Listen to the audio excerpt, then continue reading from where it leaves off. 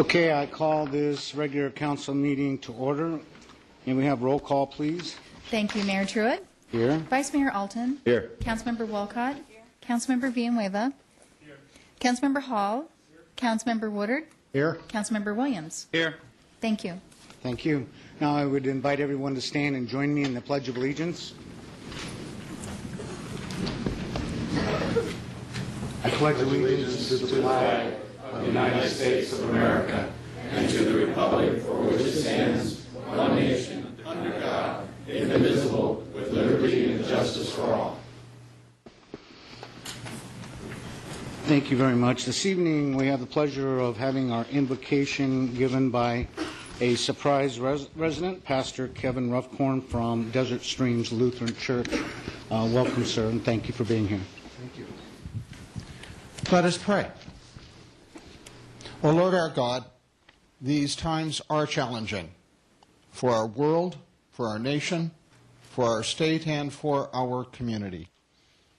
As we face these challenges and in the midst of our struggles, we wait expectantly for you to reveal yourself to us. We know that it is in our human dilemmas, rather than our triumphs, that we see you most clearly and experience your abundant grace. As our council and the citizens of our city gather together to discuss and decide important issues for our community, we ask your presence. May your blessing be upon all present. May our words and our actions honor you. And may the decisions that are made foster justice, establish peace, and nurture the prosperity of all. We know that we cannot create a heaven on earth.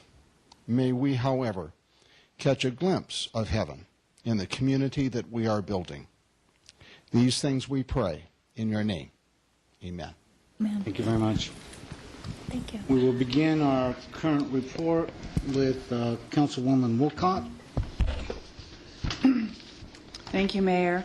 Well, we have a long list of things, so I'm going to try to run through it real quickly because this is obviously a month's worth of activity. I visited Arizona Charter Academy and had a wonderful tour of the facility by Melissa Holdaway, the COO. Also met with some members of the Village 5 Planning Committee who are very anxious to get rolling on trying to help dream up our future in the Village 5 area along the northern east corridor of the community. On February 24th, I was actually installed as the surprise member of the MAG Regional Council. And in preparation for our trip to Washington, D.C., actually, Vice Mayor Alton's and my trip to Washington, D.C., I did an orientation with MAG, and at that time asked them if they would like us to present any words of wisdom to Congress on their behalf. And they actually did give me a white paper about the region's new proposal to try to elevate the attention of the federal government towards regions over 1 million in size that actually raise some of their own funds by putting a little skin in the game and raising their own sales tax. And it was amazing to me to find out that out of some 500 plus metropolitan planning organizations, there's only about 20 that have actually taken that effort to raise funds. And so we were more than happy to present that proposal to Congressman James Oberstar on our trip to Washington last week. And he met with that. He was very receptive to that plan. I also met with Dr. Riccio, the superintendent of Natterburg Schools. Dr. Riccio came to visit me here at City Hall and is working to establish a nice relationship, and we hope to strengthen that relationship over the years with the Natterburg Schools. They're a very important part of our community. Also, I attended the Friends in Transit in Phoenix on the 26th of February as a guest of the Arizona Transit Association, and we had a great conversation about regional connectivity, which is something I think plays right into where we really need to be in terms of tourism and transportation, is to really try to grow ourselves into a more connected community, connecting ourselves to the full region. And also, of course, I took a trip to Washington, D.C. for 8 days to bring forward the agenda, the federal agenda of the city, along with the Vice Mayor. I'm not going to give you a full report on it tonight because I think it merits a great deal of discussion, and I understand we're planning a workshop for that report on the 1st of April. And last, I'm also pleased to announce that Vice Mayor Alton and I are going to start our own coffee series. We're starting to pair up these days. We're trying to be efficient. And so Mr. Alton and I are pairing up so that we will be meeting the first Tuesday of each month at Zuni's, which is in Sun City Grand, but it's open to the public. It's a coffee shop. And we'll be meeting there from 10 a.m. to 12 the first Tuesday of every month. And the first one will begin April 6th. And I look forward to meeting our constituents. It'll be a wonderful opportunity. So thank you. That's it. Thank you, Sharon. I'd like to announce that Sunday we're having a Welcome Back Day at the Surprise Ballpark, and it's sponsored by the Surprise Historic Society. So we're looking forward to that. And also on March the 30th, we're having a meeting at the Interfaith, which regards to the community garden that we're trying to sponsor to get in the city. And also as a reminder, and it's very important to all of us, is the census. Please send your census back and mail it back. So it's something that's very important for the city.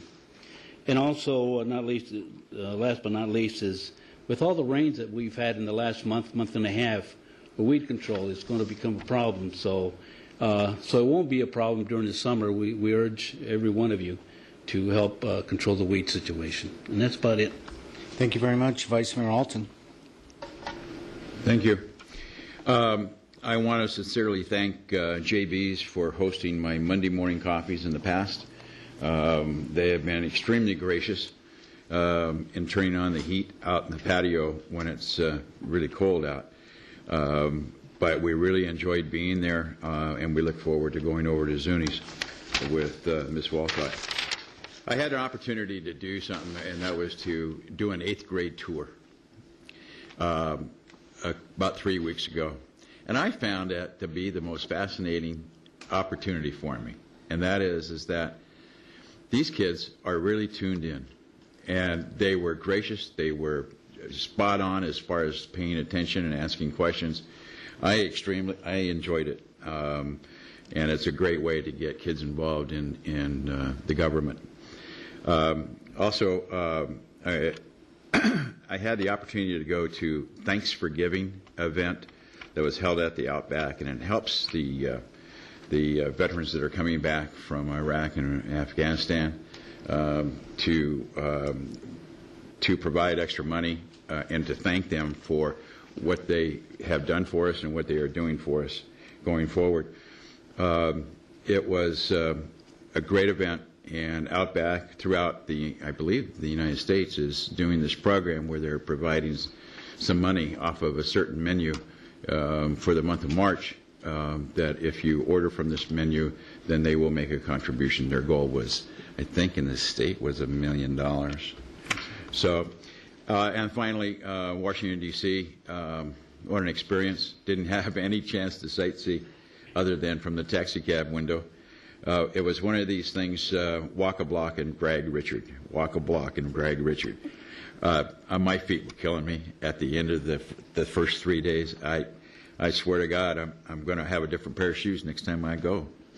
But it was so interesting, and it was so educating for me, and to see the process and where we got into, and the offices that we got into, and the people that were receiving us, the directors and the deputy directors and so forth. It was just awesome.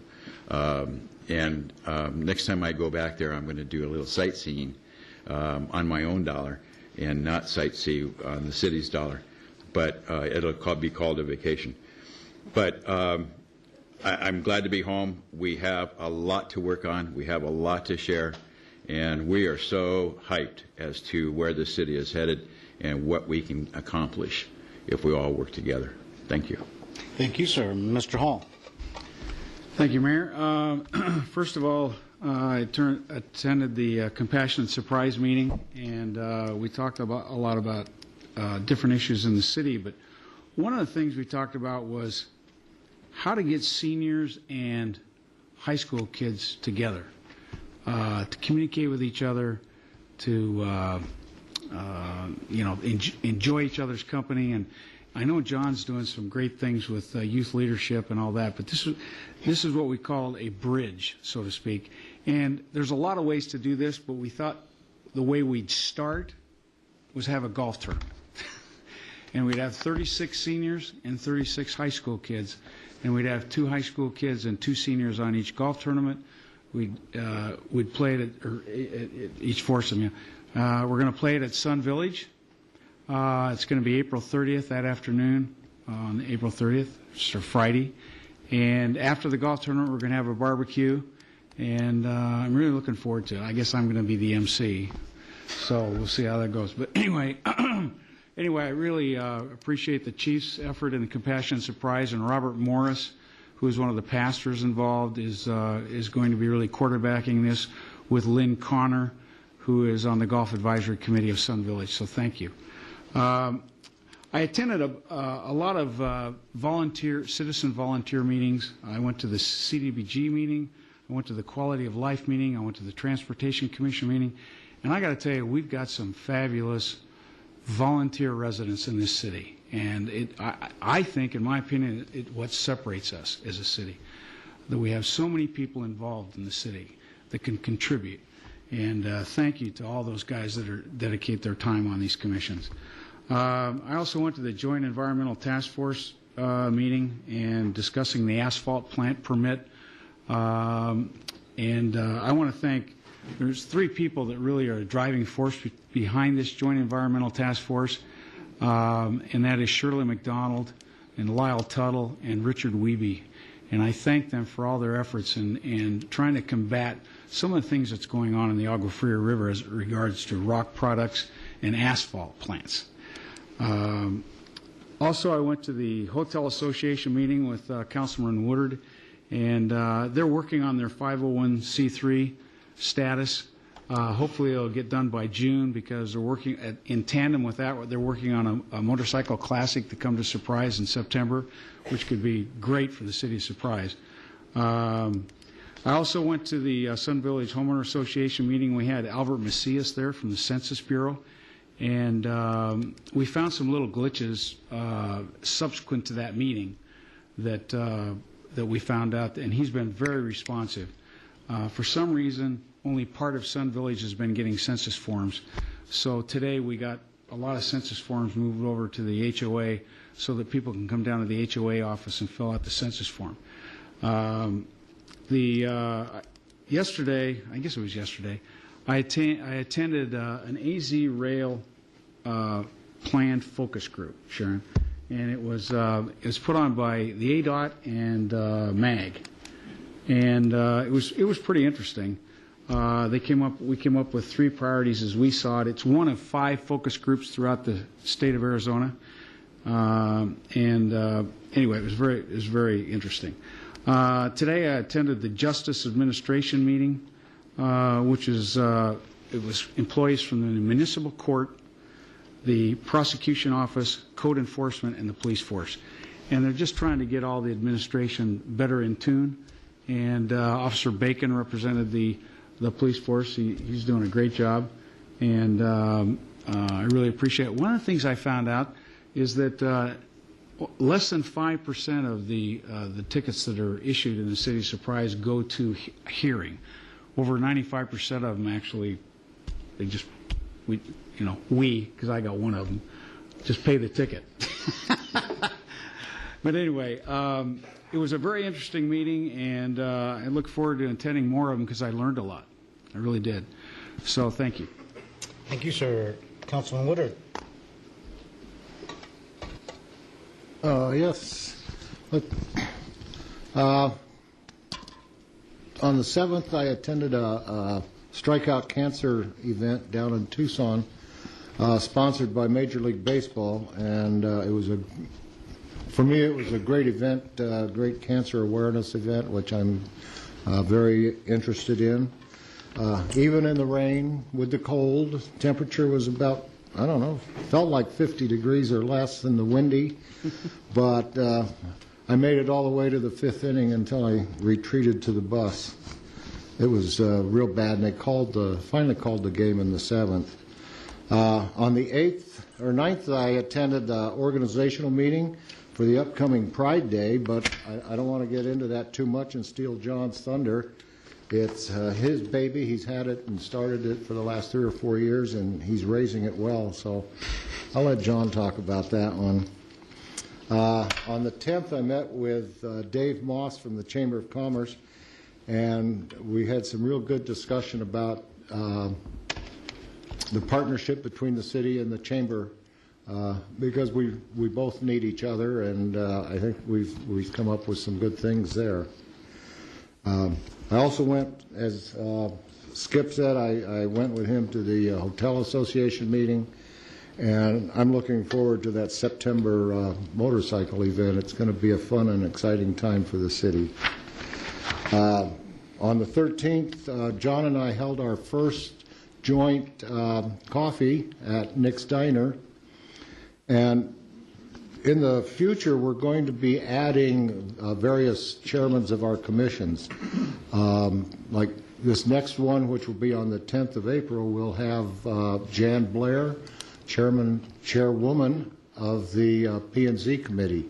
Yeah. So we're going to try rotating some of the department heads, some of the chairmen of our various commissions, so that you as residents can meet with them, and if you have questions on what they do and what's their commission supposed to be doing and how it works. I attempted to attend the Westmark Healthcare meeting, but as a new member, I guess they forgot to notify me that they changed the time and the place. Or maybe they didn't want me to know. I don't know. So I didn't make that one. I did attend the final meeting of the Census Committee, and they have done a tremendous job, and they are continuing to do a tremendous job. And I have nothing but the highest praise for the committee, the chairman, and Harvey, I think I saw you out there in the back a few minutes ago. Mm-hmm. It's a great job, great committee, and you know, we have very dedicated citizens in this city. I attended the Kingswood Park HOA on the 18th, and I was real privileged to tell them about a fantastic job that our Public Works Department did. And I see Mr. Beckley is over here, and I've told him, but I want everyone in the city to know how great these people are. They, you know, sometimes we question if they're all putting their full effort. Well, I can almost guarantee they are. I received an email regarding a crosswalk problem. I sent it to Mr. Beckley on Thursday about 11:30. By Monday at 11:03, I got an email saying that it had been fixed, it was done, and they also had pictures for me. So that was less than 3 working days.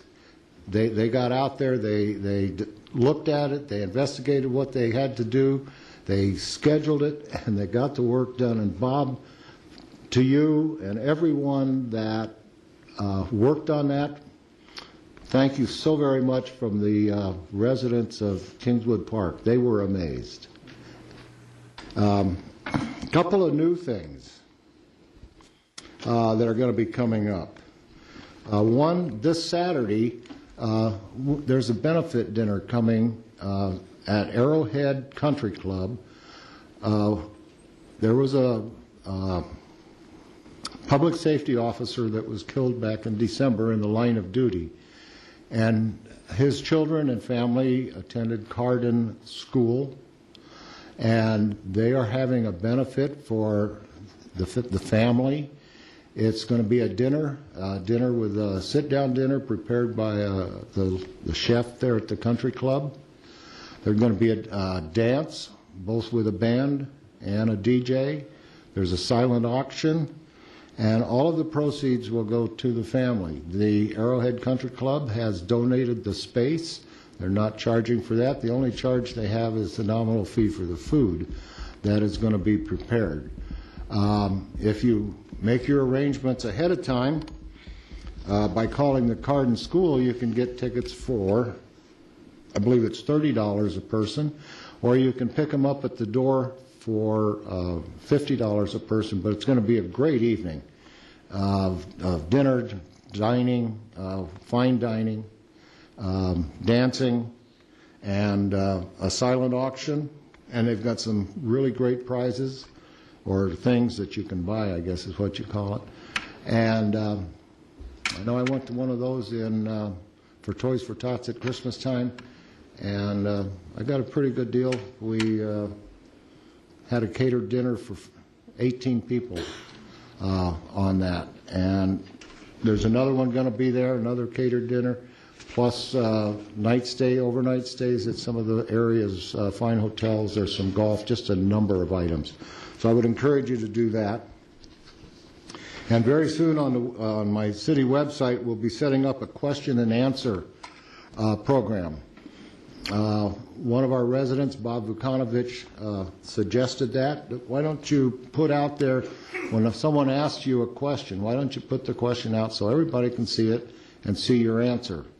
And so we're working on doing that, and we hope to have that up in the next week or two. And that's all, folks. Thank you very much. Councilman Williams. Thank you, Mayor.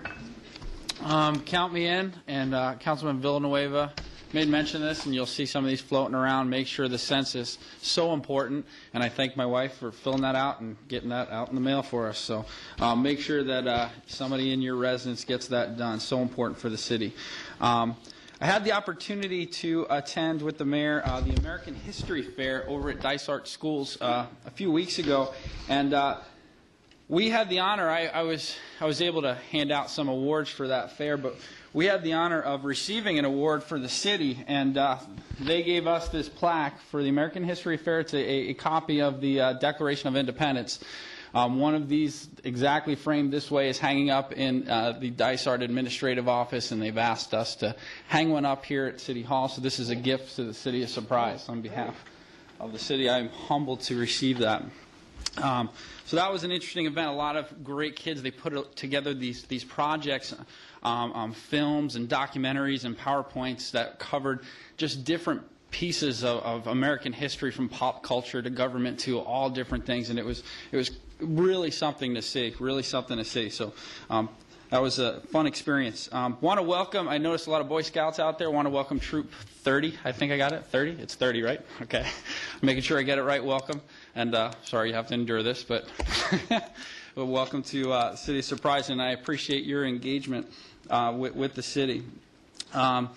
Also, speaking of youth, the Teen Leadership Summit, and Skip made mention of it, it's tomorrow. It's tomorrow right here in the City of Surprise. It's a collaborative effort with us, the community next door. Chick-fil-A is providing lunch, Dysart Schools, and the Surprise Regional Chamber of Commerce. We have a multitude of speakers, including the mayor and Elizabeth Kempshaw. She is the highest ranked woman in the Drug Enforcement Agency, the DEA, nationally. She's got an interesting story. So a lot of interesting guests, and it's a day to kick off a wider range program to get youth engaged civically, to get them engaged in the community. So I'm really excited about that event tomorrow. This Saturday at 8 a.m. at Archie's Deli, we are working in pairs, it seems, and I will be with Councilman Skip Hall at 8 a.m. for those of you that want to come out and talk about some of the issues. It's designed to really get a bigger picture of what the folks want to see in the community, where's our direction, and where do you think we should be headed, and what are we doing good. It's okay to tell us that once in a while, too. April 10th, Community Pride Day. We heard about weeds, and we have been getting a lot of rain here. Community Pride Day, we've got a lot of communities already invested in it, and we've identified about 51 properties citywide. It's still early, but we're looking to get those properties in and identify those areas as soon as possible. And anybody that wants to volunteer, it's not just about picking up weeds. There's plenty of things that you can do. And you know, if it's too hot or you've got an injury or whatever, or knee problems or back problems, there's plenty of other things that you can do to participate and take pride in your community. Want to thank two more things. I want to first thank Jacqueline Caruso. I got an email from Jacqueline today, and she is participating in the Relay for Life here. And she is a 10-year-old at Canyon Ridge Elementary School, and she's looking for assistance. But what's interesting that she's doing, her team name is Friends for a Cancer-Free Future. And she will be holding raffles the night of the Relay for Life. And that will be at May 1st from 6 p.m. to 6 a.m. at Valley Vista High School. So I wanted to put that out there. She got engaged enough to send me an email and ask for some assistance. And I wanted to make sure everybody knows about the event and knows how they can contribute. And if you want to help out Jacqueline or anybody else, it's a great cause with the American Cancer Society. Had something else? I think that's it. All right. Well, thank you. I'm done, Mayor. Thank you very much. I'll make mine brief as possible as well. I want to thank Vice Mayor Alton for doing the 8th grade tour on my behalf. And while he was doing that, it was my opportunity to go read a Dr. Seuss book to celebrate Dr. Seuss's birthday. The story was Yerkel the Turtle. It was at Desert Moon Elementary with the 3rd graders. It was a lot of fun. Since that time, we've done 2 more 8th grade tours, and every time we do the 8th grade tour, we ask the 8th graders to be our volunteers, to take a refrigerator magnet home and remind the adult in their house to fill out the census form and send it in right away. And so we have probably about 1,200 8th graders that are currently volunteering in that manner for the city. Attended the chamber breakfast at the ballpark.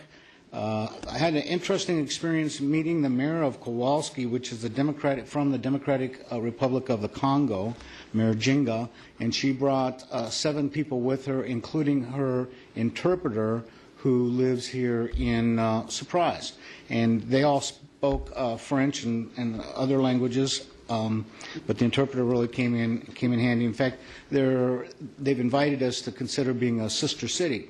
We'll be looking into that. I had Sergeant Mark Ortega from the Surprise Police Department as my guest on Council Conversation. We talked about identity theft. We talked about how that could possibly link to the census. If people don't fill them out, a stranger could come to their door. We talked about the benefits of Neighborhood Watch, and it was Sergeant Ortega gave us a lot of good information. Also, I taped an investigative report with Channel 5 about the sand, gravel, and asphalt operations along the Agua Fria, and expressed my concern about what's going on there in the riverbed. And I did a radio show with Babe and the Boomer. It was the Babe and Boomer show on 10:10 a.m. And again, it was an opportunity to promote the city, promote our 50th anniversary and the book that's been created along with the video. And then this morning I was at Luke West Valley Council, Luke Air Force Base, working with other municipal leaders to protect the mission of Luke. That concludes my report. And thank you, Council. I know everybody's been very, very busy, and I appreciate the efforts. And I know that our residents do as well. Mr. City Manager, do we have a report? Yes, I do. I'm going to call on 2 staff members to make a brief report. The first one's Dan Hughes. We just got in this week our 2009 crime numbers, and he's going to give you a report on that. Mayor, Vice Mayor, members of Council, Mr. City Manager. In the next week or so, you'll be receiving the 2009 annual report, as Mr. Oliver stated. It'll talk about our accomplishments and the programs that we do. What I really want to do is just touch on a couple of real quick things tonight.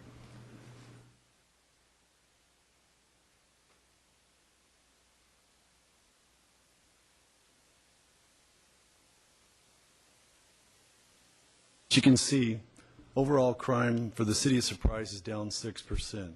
That's better than the national average, and it really is good news for our citizens.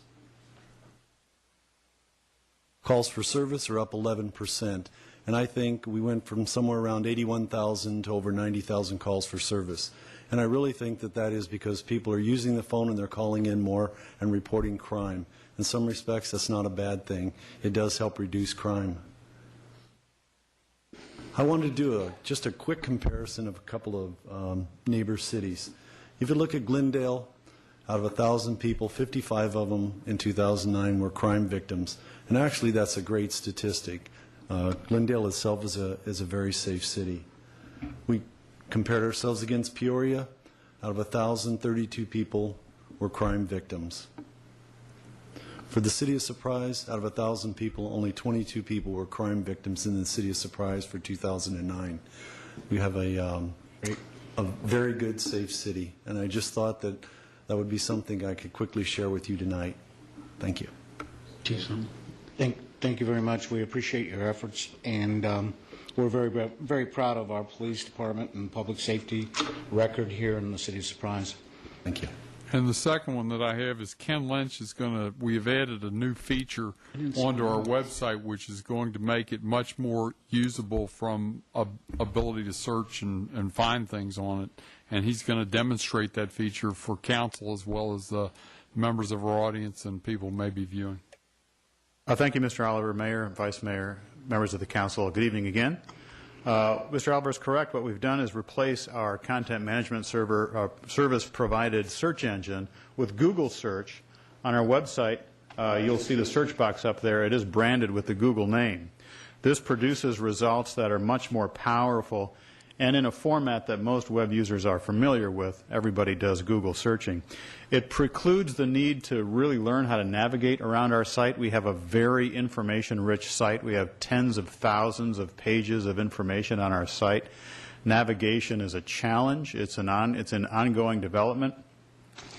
But by simply adding this tool, it almost precludes the need for learning how to navigate the site, meaning that it makes the information much more accessible, which adds to our transparency and the access our residents have to city services and city information. Just a quick example, streetlight improvement districts have been a topic of concern lately in some neighborhoods around the city. So if you were to type in, for example, if you knew the acronym and you typed in SLIDS, well, rather than try to hunt around our site and find where those might be, you can simply put that in the Google. I don't know what that is. Oh, okay. You get Google search results and immediately get information about the streetlight maintenance agreements and billing errors and everything you'd want to know about SLIDS. Let's say you didn't know. All you knew is that it had something to do with streetlights in your neighborhood. Let's see if I can.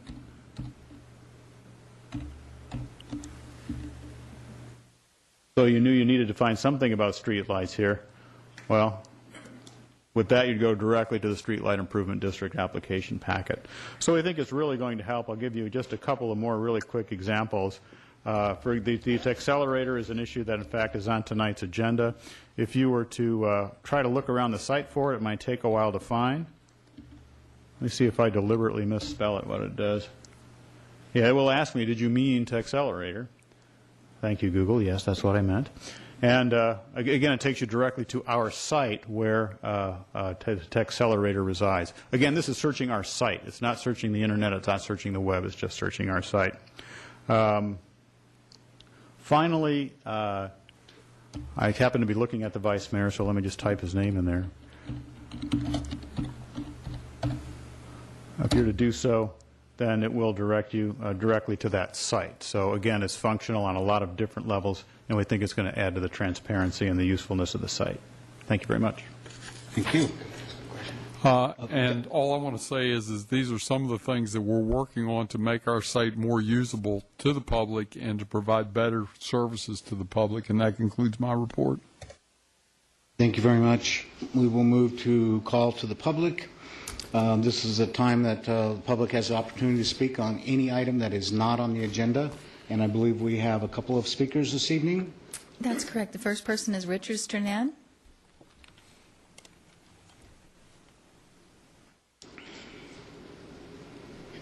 Thank you, Mayor, Council. What I wanted to talk about is the agenda items as they come up. About a month ago, one was on the lighting, I believe, that came up, and the council and the mayor discussed everything, and we were in the audience here listening, for about 45 minutes. And then you finally call for us to come up and make our, talk about the situation.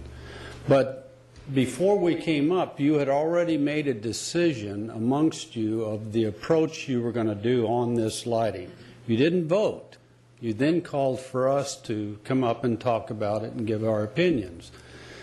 The problem with that is what I looked at afterwards was you had already set up and the voting was already set up. We just came up here and talked. Really meant nothing because the decision was made and the approach that was going to happen. And I was just wondering whether there is a way to say this is the agenda item and what it's about, and then let the public come first, and then, because now you have our input, and we feel like now, okay, we're a part of it. Not we listen to you, and then we come up here and spout something, and you've already made the decision. So thank you for your time. That's right. And the next person would be Tom Jackson.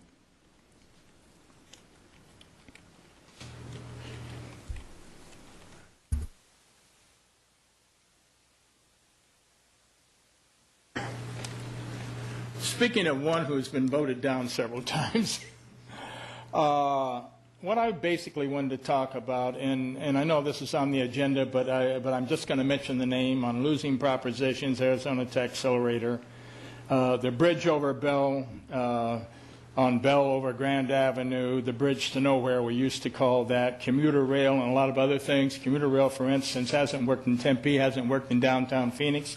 It's a losing proposition every place it's been. But yet we're concentrating on those things, losing propositions.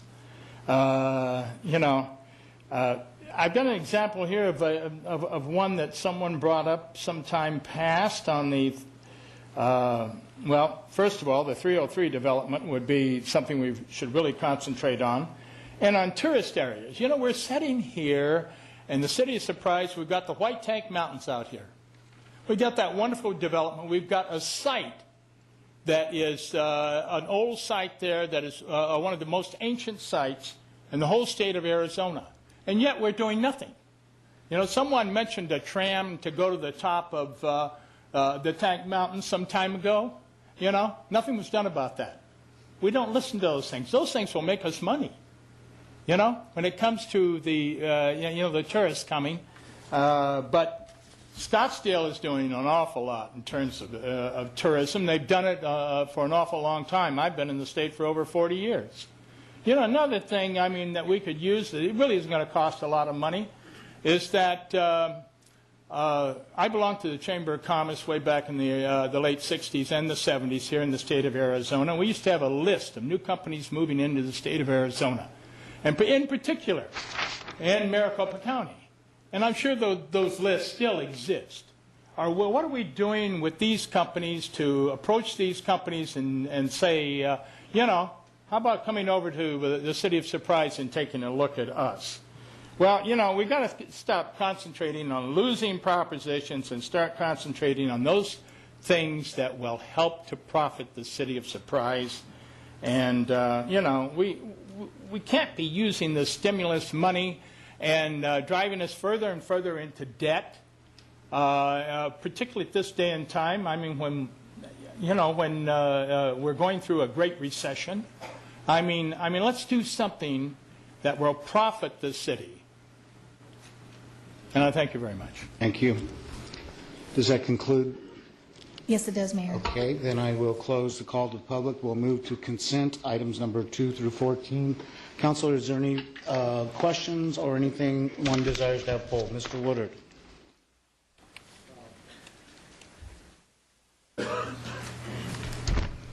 I think. Item number 3, I have a question. Thank you. Question on item number 3? Yes. Item number 3 is a application for a special event license for the West Valley Arts for liquor. And the question I have, in their application, there's no security listed. They say it's going to be fenced, but there is no security officers going to be present, no police. The other question that I have is how close are residential homes to that area? And then they also are going to have concerts, and my question is what type of concerts? We do have the applicant available for those questions, Mr. Woodard. Good. Hi, I'm Bernadette Mills. I'm the General Manager of the West Valley Arts Council. Regarding security, when we were filling out the application, we weren't sure if there were specific parameters that the city would require us, so I left it blank at this point. But if that is indeed an issue, we can add security. It's more of a cost-effective thing for us, too. The building does have a natural fence. It does have fencing that goes around the perimeter of the lawn. It would be held at the Heritage Club pool house. No, not the pool house, the Heritage Clubhouse, which I don't know if you're familiar with that, but it's got a fenced-in lawn area. What was your... what type of concerts? On May 2nd, we just confirmed Novo Mundo. They're a Brazilian kind of Latin jazz band. And then on May 27th, we just confirmed the Jazz Divas, Margot Reed and Sherry Roberson. Art people aren't. Pardon? Arts people aren't rowdy. No, arts people aren't rowdy. I realize that because I'm not. But my concern was of how close the residential Oh, the area, residents. so, Yeah, that was the other one. We have a sound company that is going to be running our sound, so we're very cognizant of that. And he actually just emailed me the other day about subwoofers and not scaring off and calling the police. We're definitely cognizant of that. If there's an issue that, we'll definitely take care of it if we have to. But they're pretty spaced far from that location. Okay. Maybe the other question that I might have is if you would consult with Chief Hughes about security. Sure. And that's all. Okay. Are you satisfied with? Yeah. Okay, thank you very much. Anything else? If not, may I have an action, please? Move to approve consent. Second. Motion and a second. Please cast your vote. Okay, that's up at the top.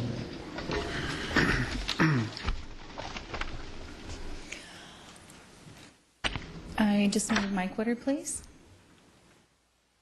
Thank you. Unanimous vote, Mayor. Okay, thank you very much. What we're going to do is take a couple things out of order. If there's no objections, we're going to first address items 29 and 30 as one. I know that the council has had a lot of interaction with the public and with people from different groups, and there's been a request to table that. I'd like to know if council would entertain tabling items 29 and 30. Yeah, I move to table. Second.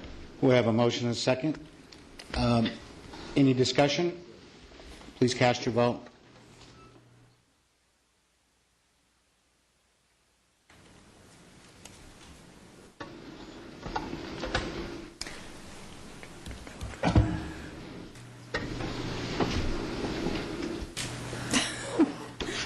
Try one more time. Roy, please. Thank you. 5 yes and 2 no votes to table. Okay, items 29, the rental ordinance, and 30, same subject, have been tabled. And for those of you that have come for that item, there will be no public speaking on it. There will be no discussion until it comes off the table at some possible future date. We're going to move to item number 18.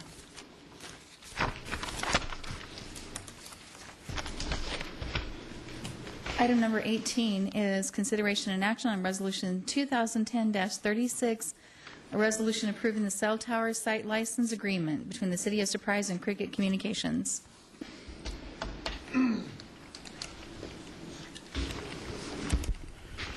Mayor and Council, Mr. Oliver, we're here tonight, I think for the third time, bringing this agenda item to you.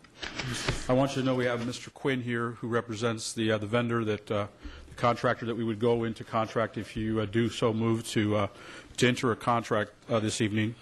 The cell tower is located at Marley Park. It is a contract that could be the length of the contract up to 20 years. Initially, we have asked the vendor to actually give us a down payment of $100,000 upon a yes vote tonight. That would be put into what we call a restricted fund to possibly build a restroom at Marley Park. We're negotiating with other vendors to have a co-location of another tower on the same pole. The contract with Cricket this evening would total over a 20-year period about $500,000. And that's really my report. Thank you very much. Is there anybody from the public that would like to speak on this? Yes, we have Carrie Gaunt. And did it. Yeah, good job, buddy. You listen good. That makes sense. Yeah, it really does. Good evening, Mayor, Vice Mayor, and members of Council, for allowing me to speak this evening on the cell tower issue. The FCC is in charge of setting the standards of exposure for the public for EMR radiation from cell towers, and claim levels are safe, but they are not a public health agency and have been criticized for doing so. Our federal government also once told us that asbestos, cigarettes, and blood supply and DDT were safe, but later found to be harmful. The Environmental Protection Agency does not agree with the FCC standards, and analysts have recommended that the EMR be classified as a probable human carcinogen. I don't feel that consumers should be forced to act as guinea pigs in a bioeffect experiment for the next 20 years. I would like to offer some facts. Fact number one is we, as a Marley Park community, have 2 children confirmed with cancer while living in Marley Park, and 1 unconfirmed. The unconfirmed child was confirmed from a physician source, but due to HIPAA laws, they cannot tell us the name of this child, but did say the child lives in Marley Park. Fact number 2 is that Marley Park, as it is right now, has 40% of the childhood cancer cases in your city. And if we can confirm the other case, we will be at 50%. All diagnosed while living in Marley Park and all within blocks of each other. Fact number 3, Marley Park is the only community in the city of Surprise with children that have 2 towers already in our development, and you want to put more in. So what can we all do? The FCC prevents citizens from opposing the towers based on concerns about radiation emissions, but we can oppose them on numerous other valid grounds. There are still rights that we and our local elected officials maintain that will allow us control over the number of cell towers, size, and placement of the cell towers. You can set the standards for the city through planning and zoning. Prohibit towers in residential zoning now and in the future. A sea of cell towers in our backyard will give the impression of dangerous living conditions no matter what the data says, just like power lines do in other communities. This perception will ultimately lower our already hurting property values. Do not make government-owned sites be the first preference because it suggests that the purpose of these public sites is to create revenue for government. As for the bathroom issue at Heritage Park, which my family has personally driven for several years, this should not even be a part of this conversation. They are separate issues. Mr. Coronado keeps including them as part of the dialogue for the cell agreement. The city made a commitment 6 years ago to place these bathrooms in a public park, and the city has not fulfilled the commitment to the community or the CFD contract. And now, Mr. Coronado states the city will not be able to fulfill this obligation until 2015, almost 10 years past the signed contract. Protection of the citizens' health, property rights, and values should be foremost the responsibility of local government. We urge our elected officials to protect us, the citizens who live here, rather than big money interests with profit as their bottom line. Thank you. Thank you. We have Bill Adams.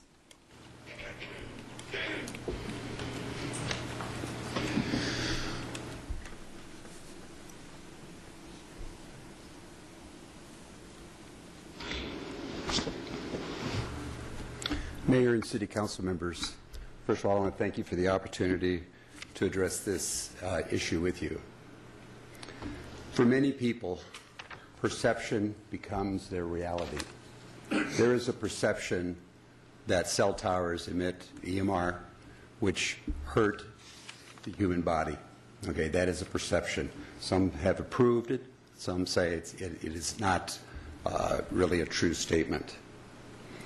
But that perception can be the deciding factor for prospective homeowners that are wanting to buy within a certain district, particularly Marley Park.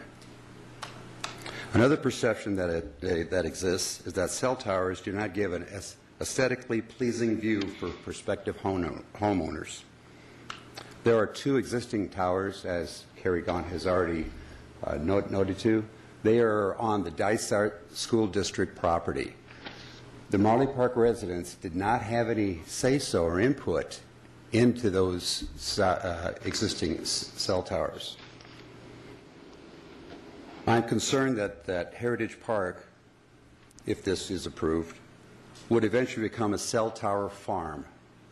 If we let one company go over and put their cell towers up on the ball field lights, even though they say aesthetically it's going to look pleasing, there are several other companies out there that are looking to put more and more.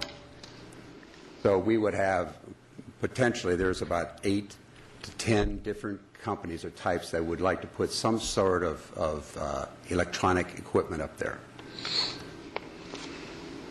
Home values have declined drastically, as we all know. Okay?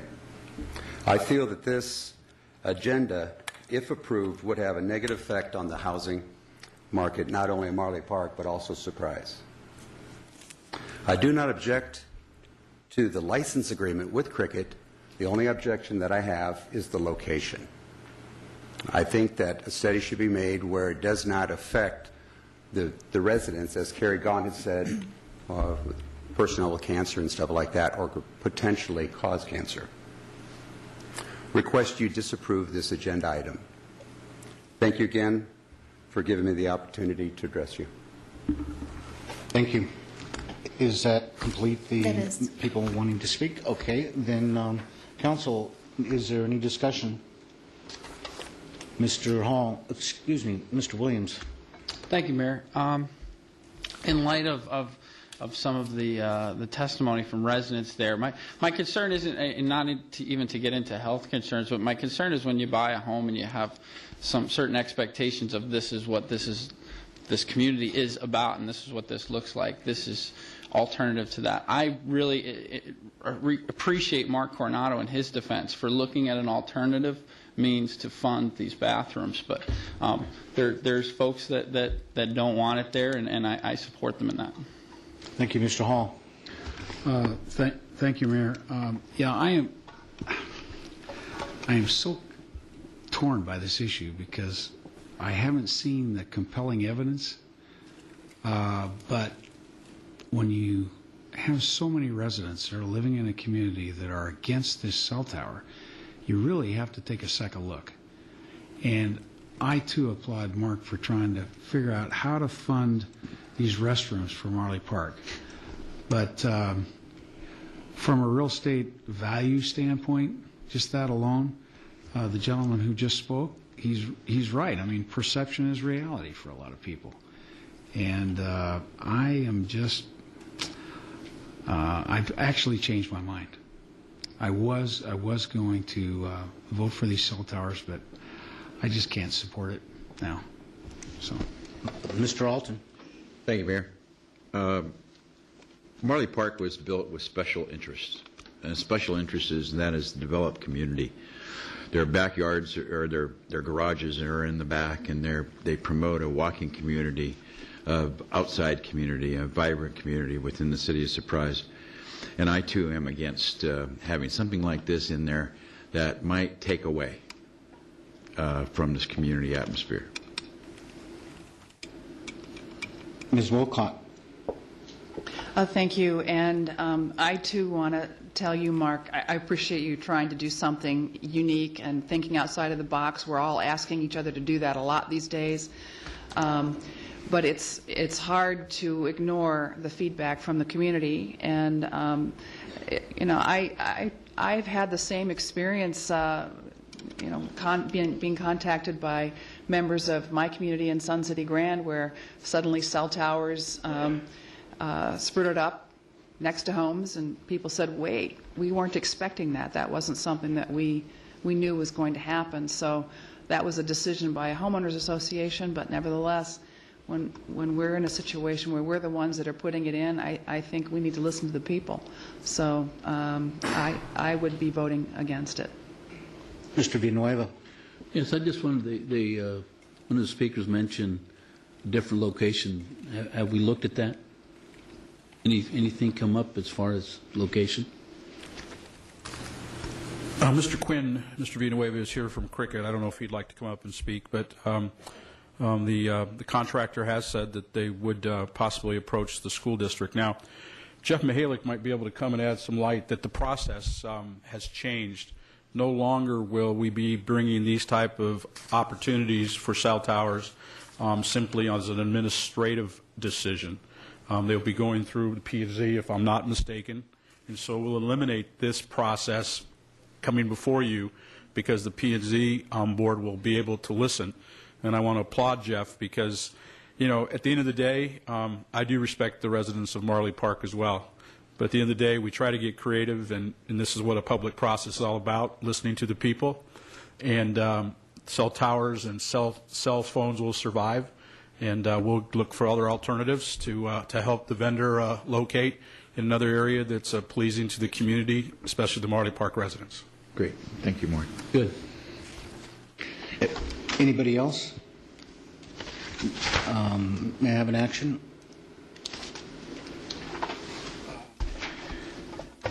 I move to deny approval of resolution number 2010-36 to accept the license agreement between the City of Surprise and Cricket Communications, Inc., and recommend that staff pursue co-location negotiations with a second carrier to maximize the site. I have a motion. Do I have a second? Second. I have a motion and a second. A yes vote is denial, so please cast your vote.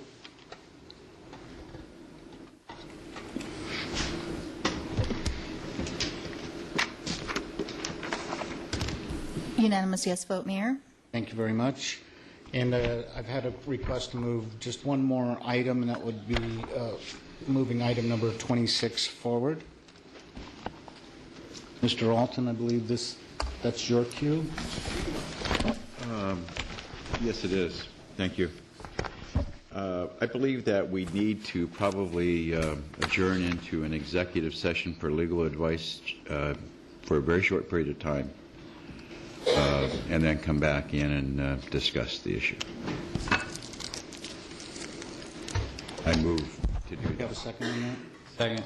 Okay, all in favor, just say yes. Yes. Yes.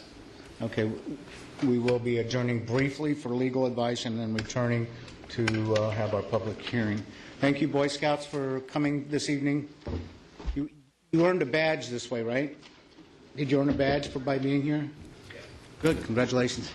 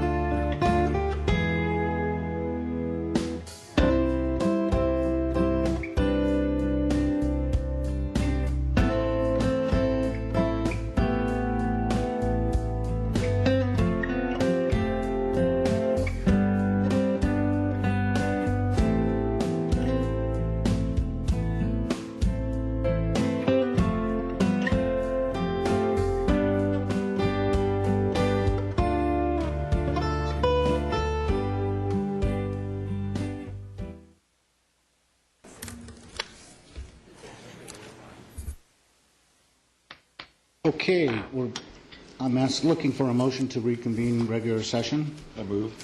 Second. All in favor say yes. Yes. Yes. Thank you. Mr. Alton? Yes, thank you. I would like to make a motion. And that is that we terminate the contract of Randy Oliver without cause,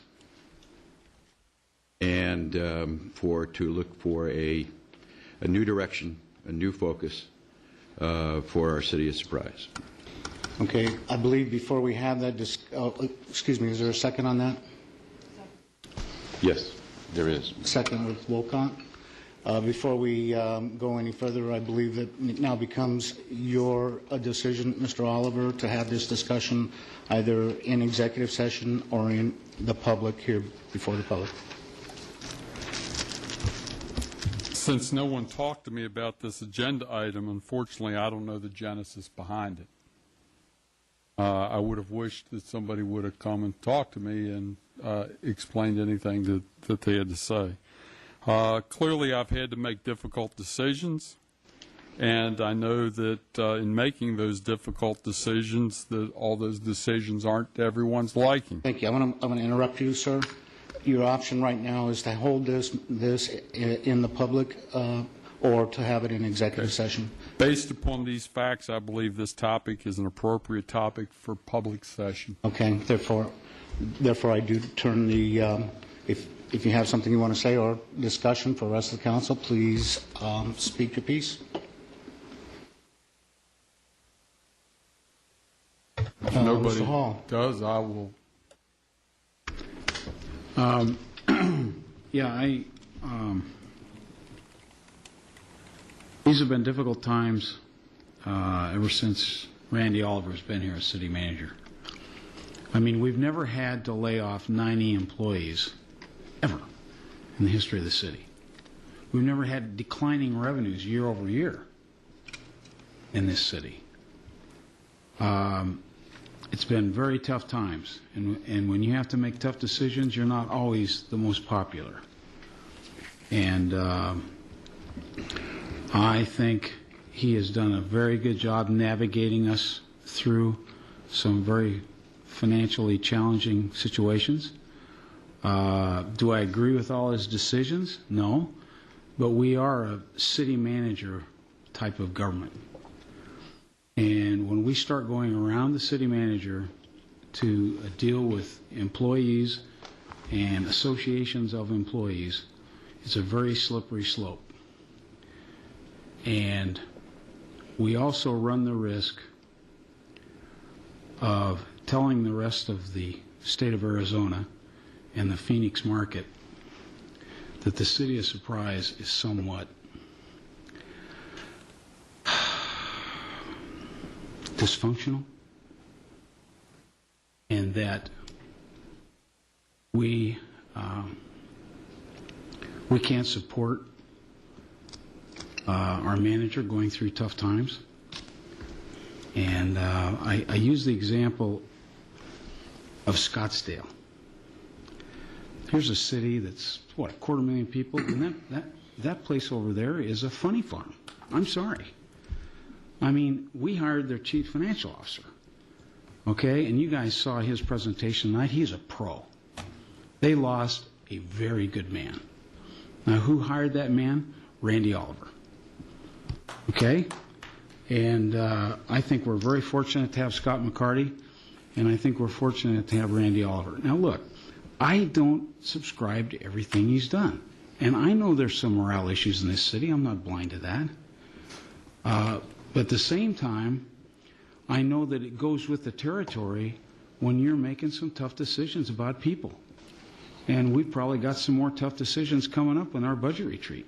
I'm very interested. I felt pretty good about the revenue side of this, and Randy worked with Scott on the revenue side of this and with Scott's team. I'm very interested to see the expenditure side, to see how we're going to match that revenue with expenditures. So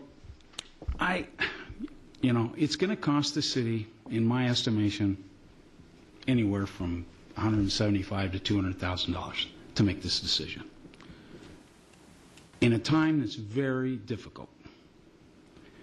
And I'm including what we have to pay the contract, and also then we hire a search company, like we did when we hired Randy. We have to fly all those people in. We have to put them in hotel rooms. Then we got to move them here. So when you add up all those expenses, it becomes a big number. Now, I think the average salary of our employees is, I don't know, April, I don't know what it is, maybe $45,000, $50,000. That's 4 or 5 employees to pay for this. You know, I got a real problem with it. And yet that I at the same time, I respect Councilman Alton and Councilman Walcott's concern in some areas. But I think it can be addressed a different way. If we need to do a personal improvement plan, we just evaluated Randy 6 months ago. We as a council. And Councilman Alton and Councilman Johnson and I were on that committee, and we got input from the rest of the council. And then we evaluated him in an executive session, and I thought it was a pretty darn good evaluation. There were some areas of concern, and we pointed out one of the areas of concern was we'd like him to get out more with the employees and speak more to the employees. I think he's really made an attempt to do that. I've talked to directors in this city, and they've said they've seen Randy more. You know, you know, all you can do is be straight up with the guy and say, you need to improve here, and if he makes movements to improve, shucks. You know, and there's other things that he's done just super well. I mean, he's been able to absorb a very complicated city going through tough times that was it was operating in a denial state. We were used to everything going like this with money flowing in, and all of a sudden we hit a wall financially, and we're going like this. And it takes a man that is tough-minded to work through that. I don't want a guy sitting in the city manager's office that can't make decisions. I want a guy that can make a decision and also get the facts. And Randy Oliver will get the facts. Sometimes the facts aren't pretty, okay? And sometimes we don't like the defined reality. But I think Randy Oliver does a very good job of defining our reality. And we don't like to hear it sometimes, okay? But I think he does a good job of defining it. I think he's responsive to the council people. I mean, I can't tell you how many problems I've had in my district, different things, from building permit, putting a pergola on the back of a patio, to a road, to lights, to you name it. And Randy Oliver has been very, very responsive. And he's been very responsive. I will email him and I say, Randy, could you please explain this to the resident? And by God, you know, within 24 hours, he's got an answer for that resident. Now, what can he ask more? He's never shined me on, and I don't think he shines any of the council people on. He responds to us, and he responds to the residents, and he gets the facts. So I just, you know, it's the end of my speech, but I think we're making a big mistake by terminating this contract. Okay, thank you. Just a point of housekeeping, Mr. Oliver, your name doesn't come here when you wish to speak. I'll try to be watching for you to let me know if you want to respond. At the appropriate point, I have a brief presentation. Okay, thank you very much. We'll turn to Councilwoman Wolcott. Thank you, Mayor. I really have a very brief few things to say, because I believe the motion is to terminate the contract without cause. It is not my intent to stand here and criticize the performance of Mr. Oliver. I think it's simply a motion to acknowledge the fact that there has been a change, and that every time that there is an election, the people speak with one voice and about the direction of the city. We are clearly moving in a different direction. I certainly think Randy's service has been appropriate for the time. It was appropriate for the council which hired him. But we are moving forward in a new direction, and I think that we need to find the right personality that can assist us in restructuring and rebuilding the organization to efficiently and effectively deliver services that we owe the citizens of Surprise, and we need to do it in a way that is sensitive to the employees, that can build morale. I think that clearly we know we're facing tough times. Everybody's facing tough times. Richard and I just came back from Washington, D.C., where we visited with literally hundreds of cities who are facing these very, very difficult times. And all of us look in different ways on how we do things more efficiently. I just think that the reality is we are facing tough times, but we are moving in a new direction, and I would like to thank Randy for his service to the City of Surprise. But I feel that we have a great deal of talent on board here in the city that could help us through this tough time, help us through the budget, and maybe in 6 months we can figure out if we want to go outside the organization to look for a new leader. But at this point, I feel very strongly that we need to move on. Mr. Villanueva? Yes. First of all, I'd just like to express my disappointment in the way this was handled. I think if you had concerns with the city manager, you could walk into his office and talk to him about it. I found out when I got my agenda completely out of left field, and I just don't like the procedure. I agree heartily with Skip's assessment of Randy. Any time that I've needed Randy for anything, he's been there. And some of the decisions that he's made, I haven't been pleased with him. You know, he took that 10% away from me, but hey, he said he needed that. So he's made some tough decisions, and certainly he didn't walk in at the best time of the economy. He's had to make some layoffs, and they talk about morale. I don't care who is up there. You start laying people off, you're going to have a morale issue. And Randy, as far as I'm concerned, has been very strong with the city. And if they have a problem with him, let's discuss it and see what we can do down the road.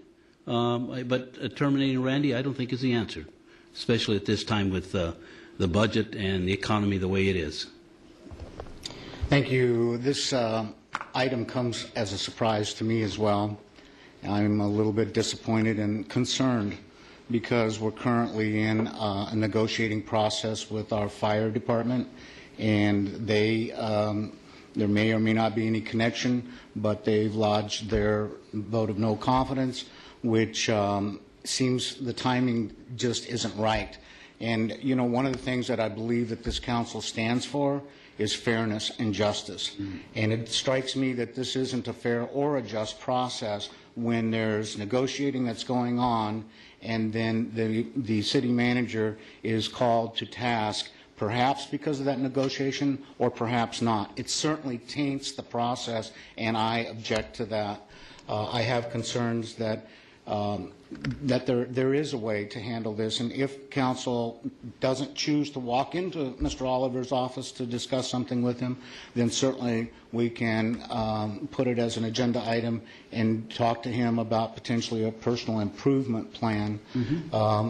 I wouldn't object to having that discussion, right. But I very strongly object and am very concerned about this tainted process because of the involvement of meet and confer with the fire department.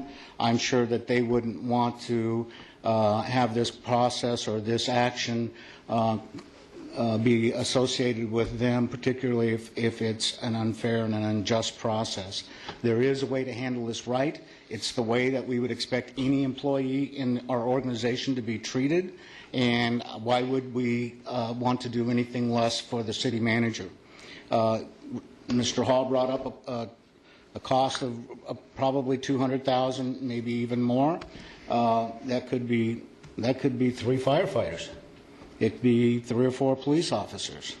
It could be 4 or 5 guys working on the streets, keeping our streets clean and our trash and refuse picked up. We say that we're concerned about budgetary issues, but then why?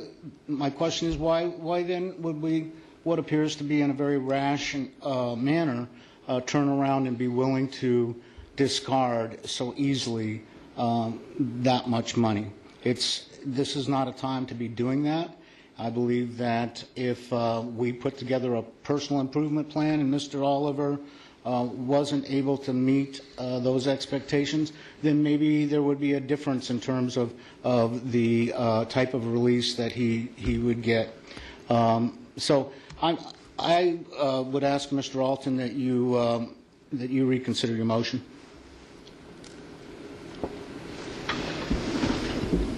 Thank you, Mayor. Actually, I would like to call for the question. Actually, I would like an opportunity to make a presentation, if I may. Sure. Yes, sir, you have that opportunity.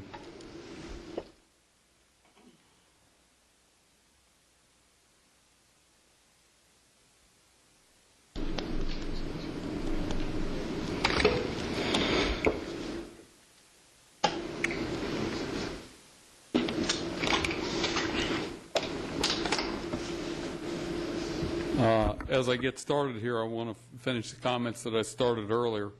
Unfortunately, no one talked to me about this item before I saw it on the agenda also.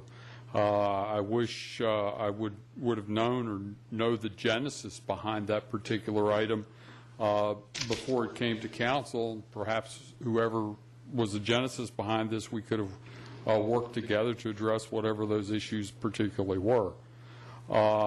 As a city manager, you frequently got to make, and particularly right now, difficult and tough decisions. And I don't even like all those decisions, but they're necessary to respond to the current economic conditions. As you can see by the first slide here, and this was done by a friend of mine for something else, but what we're essentially doing right now is we're trying to get blood out of a turnip. Okay, we've lost a lot of revenue from the state. We've had to make a lot of changes. This has involved reducing staff. In my career, I've never had to reduce the number of staff that we've done, but it's kind of like when somebody's in the hospital, sometimes you have to amputate an arm so that you don't lose the total patient. We value all our employees, and I value all our employees, whether it be in public safety, police, fire. If I have a fire, need a fire, I need somebody from the fire department. EMS, if I have a crime, I need the police department. But I equally value public works, which is water and sewer. I think about them every time that the tap's turned on, or every time I flush the toilet. If it doesn't work, they're going to tell you about it. You're going to hear about it. Same thing with streets, and obviously the police cars and the fire trucks wouldn't work if we didn't have fleet from Public Works.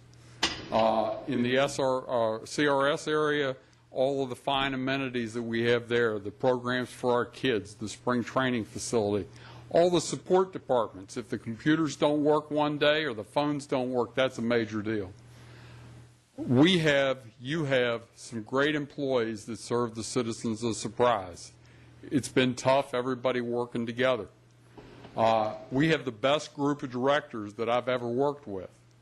We need to support them as they do their jobs in this difficult time.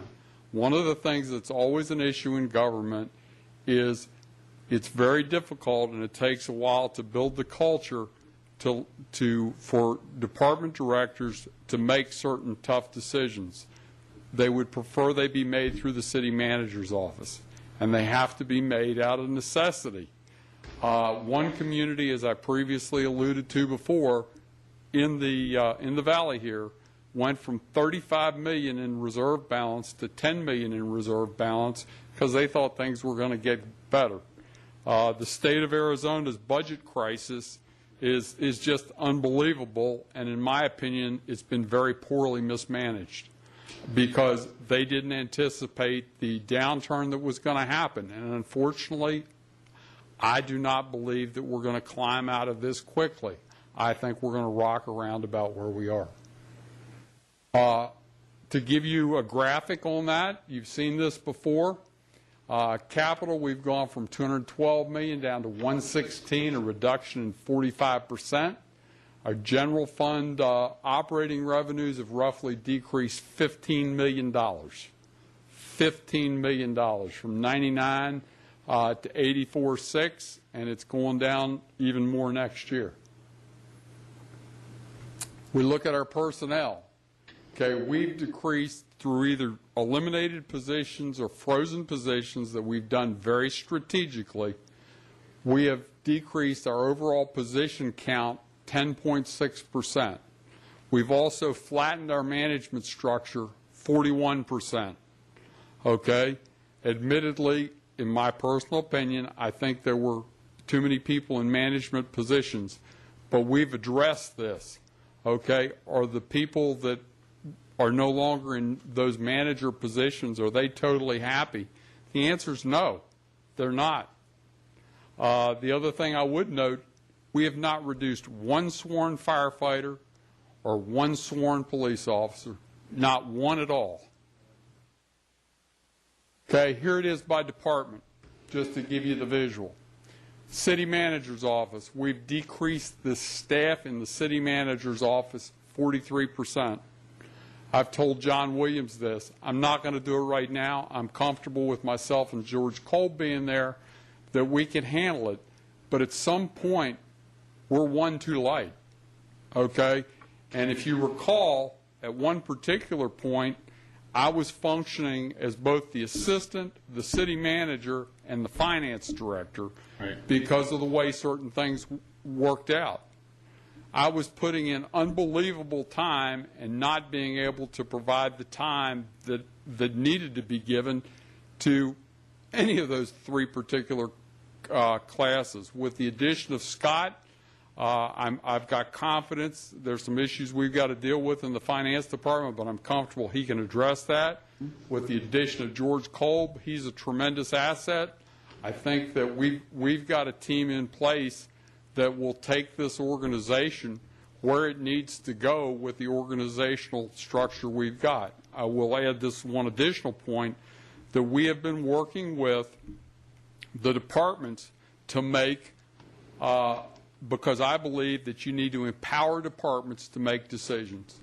You need to empower people to make decisions.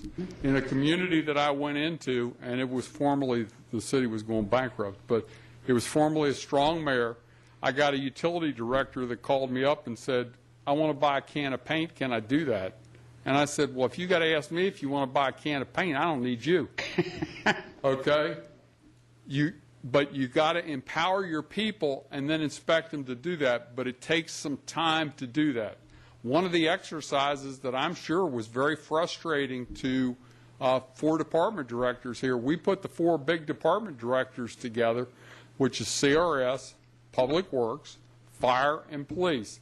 And we said, okay, if we need to, between the 4 of you all, come up with $2 million. How would you cut it? If it was absolutely essential, how would you cut it? What would you do? Okay, those decisions aren't best made by the city manager. Those decisions are best made by what I call line departments.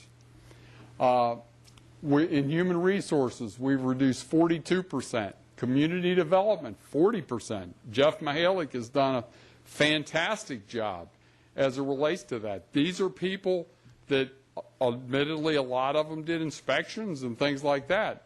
Okay, and that activity's down, but we've been sensitive to that and reacted. Okay, public information, okay, 40%. And Ken and company do the best job I've ever seen, but based on current economic realities, the question becomes whether we can afford it. The clerk's office, I'm kind of used to, and I told Sherry this, I'm kind of used to the clerk's office is kind of autonomous unto itself. But Sherry was willing to jump in and help. So if you go down all of this list, you come down to fire, Sure, we've eliminated the fire safety training program where you send the people out to the school to do the training. We think suppression's more important. Okay, consolidated building inspection, which in my opinion works much better. But a lot of this has been done as it relates to conditions of the economy. We've not done anything in the police department because if you look at our police numbers, our number of officers per capita are frankly low. As it relates to the employees, we have eliminated the 457 or the PEP, 0.5%. I'm sure that didn't go over well. I know that. But it was my objective, as I've told employees, that what I want to do is to maintain take-home pay. That's the pay that they use to pay the mortgage, to buy their groceries, to pay the day-to-day living expenses.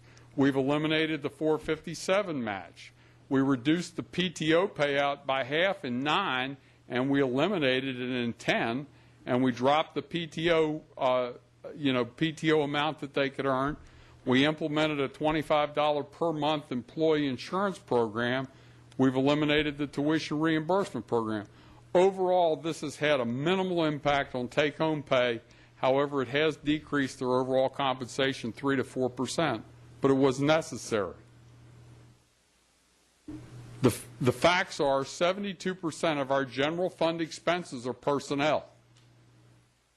72%. So if you're talking reducing your general fund 15% to cut, more than half of those expenses out of the 28% that's left over is totally unrealistic.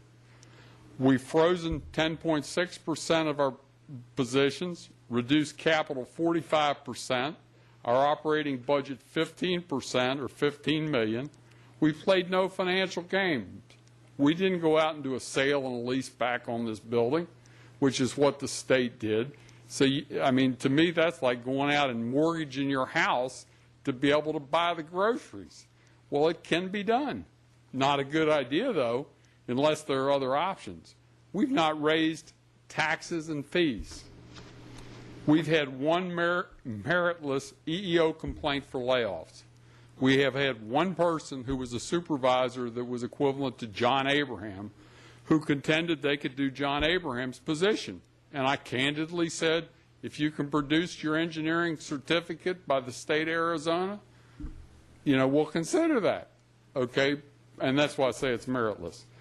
The city did not face serious financial challenges until the summer or fall of 2008. We did our first layoffs in January of 2009. I got here in July. Okay? So we were essentially gearing down from the time I got here, and within 1 year, we've made all these cuts. 1 year. We eliminated car allowances for all the department directors, the city manager, and the city attorney. I'm sure that the department directors weren't happy with me about that, okay, but I felt it was the right thing to do. It was the right thing to do. I think that from the article you saw in the paper a couple of weeks ago, I think some other people are saying the right thing to do. I eliminated my car allowance. I can tell you one person that wasn't happy about that was my wife. Okay, she didn't like that. But from an operational strategy perspective, we believe all employees need to be treated fairly and equally, and none are better or more important than the other. It depends what you need. Despite benefit reductions and RIFs, employees are very productive. If you look at it, we have strategically taken, when we took PIO and moved them to the 4th floor, which strategically was a good move, we've taken what 4 administrative positions were done and condensed it down to 3. That has happened throughout the organization. Okay? Statements that can damage employee morale, though, and I've heard employees relate these statements to me, is salaries of all employees will be reduced by 5 to 15% depending upon the pay grade. That's a statement that's been made several times in this organization. Okay? Or employee groups should be treated differently from each other. We're developing a budget for FY 2011 that essentially maintains service levels except for LTAF, which were supported, almost half of that was supported by the state through state operations, and those have been eliminated. We're not going to be able to support that. We are developing and will have an operating budget that has minimal impact on staffing. I'm not saying that there are not going to be any changes, but they're going to be very minimal. At this particular point, we have a draft that we're working on internally of a budget that has no impact on salaries and minimal impact on benefits. The big thing that's up in the air, which you all are well aware of, is health insurance, because Blue Cross gave us a number that we thought was unrealistic. We've negotiated that number down somewhat. We're looking at some other alternatives. But until we address that, that's the biggest item. But more importantly to you as an elected official, what I heard you say during our prior workshop is we want a budget that has no increase in taxes. We're going to give that to you. We're going to give you a budget that has no decrease in property taxes or taxes. As the Chief just mentioned, Part 1 crimes are down 6%, hard data, between 8 and 9. Okay? So the police department, and I know we've got a lot of things stirred up right now, so the police department is working. They're working well. Okay? In any organization, when you got 800 and some odd people roughly, you're going to have some that are, you know, truly excel. Okay, and you know, I don't really want to mention any out, but we got a couple of just outstanding all-stars. We've got numerous outstanding all-stars, but like with any organization, we have some employees that have some room for improvement. Okay, that again is normal. The Personnel Appeals Board, and we can't say anything about the case that's sitting before them as it relates to the 2 former officers, are going to be hearing that case.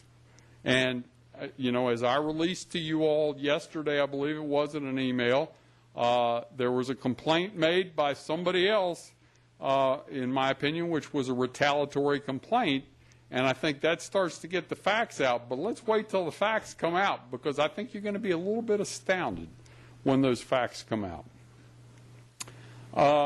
The Fire Association, that's another one. The Fire Association represents the best interests of their members. I have no problem with that. Okay, that's their responsibility. Management represents the best interest of the organization and all the other employees. Okay, we have a process in place. The process provides for the council to decide any differences. We met with them 9 times. 9 times. Okay, we told them each of those 9 times the economy is not strong. The economy's not good. Okay, what can we do? What can we work together to do? We got 3 or 4 suggestions. One was don't fill the assistant city manager job. The second one was don't fill the CFO job. The third one was to raise taxes. Okay, and I think there was one other one, and I don't even remember what it is. But you essentially get the drift. What we have continually said to them was that we are willing to consider anything as long as it's cost neutral. If there's something you really want, come in with a proposal. I'm not going to say I'm going to do it, but come in with a proposal that if you save $200 and it costs $200, we can look at it. Okay, but if it's only got a cost to me, we can't do that. These presentations are scheduled for the 8th, and I would hope I'm here to be able to make that presentation, because I think that there's some information in that will be very enlightening and support our case. But I can't support, you know, giving them something that somebody else isn't going to get. There's some communities that do that, and I respect that, and if that's the decision council wants to make, I'm fine with that, but that's your decision. Let's see. Okay. My final slide then, and I'm not going to go into my meet and confer presentation, is this. Tough times require tough solutions. Okay, no doubt about it. The worst thing you can do is to have somebody, I mean, you can't overreact, you can't underreact. What you got to be is steady at the wheel. You can't get all excited. You just have to keep it steady, but they require tough solutions. Bernard Baruch always said, indecision's the decision, things are going to remain the same. And if things would have remained the same for the last year, which is essentially what the state of Arizona did, we'd have been in a world of hurt. We need to maintain our composure and work together. I'm happy to work with any of you all. If you all have areas that you think that, that I need to work on, do better. I have no, I'm a type of person, and you all know me. John knows me. Everybody else knows me. I throw it on the table. I say, this is it. Let's figure out what we want to do. I don't have any animosity one way or the other because I don't think that, that's helpful. The final point is, the one thing I can guarantee you, regardless even if the economic times are good, but particularly when they're bad, we will not make everybody happy. That is a guarantee. So with that, I thank you. Okay, thank you. We have five public speakers, and that is my concern, is that if this is a meet and confer issue, and it appears to be because fires inserted themselves into this issue, then we're driving a wedge between them and the rest of our organization, the rest of our employees, and that would be a fatal mistake. Who do we have coming? The first speaker will be Bill Lipscomb.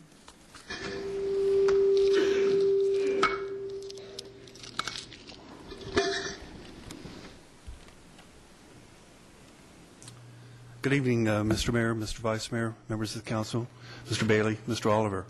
Appreciate this opportunity to speak with you on this topic tonight.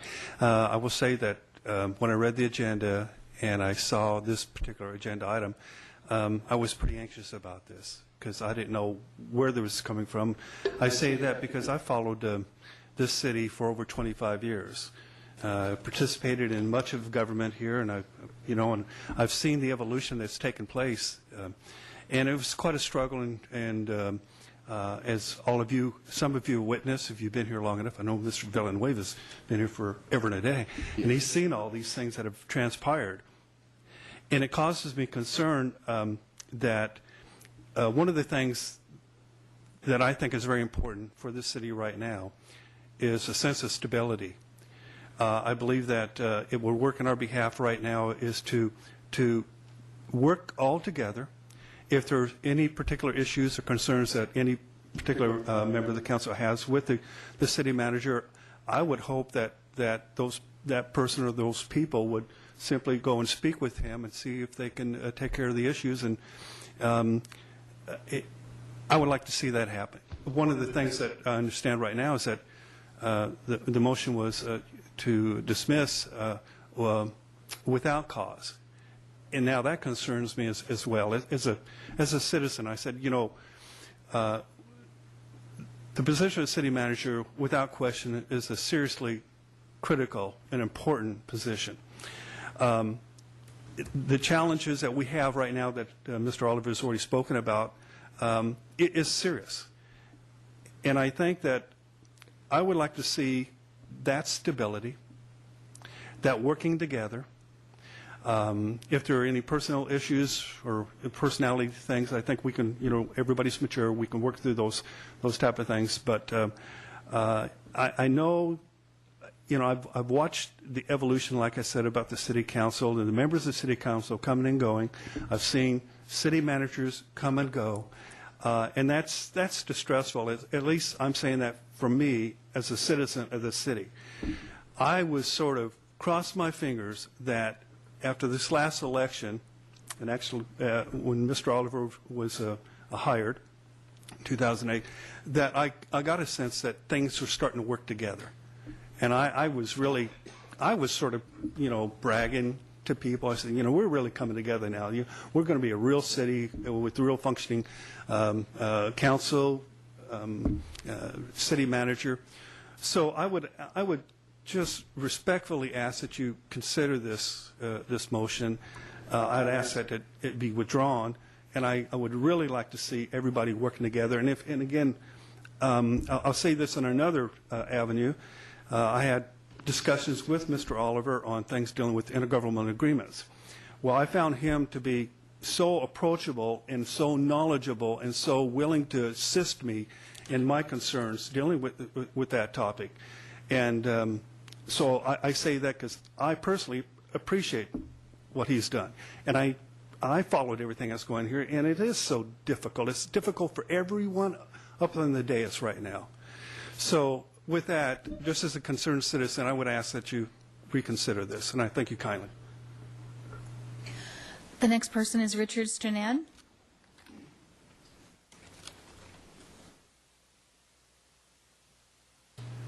Thank you again, Mayor and Council.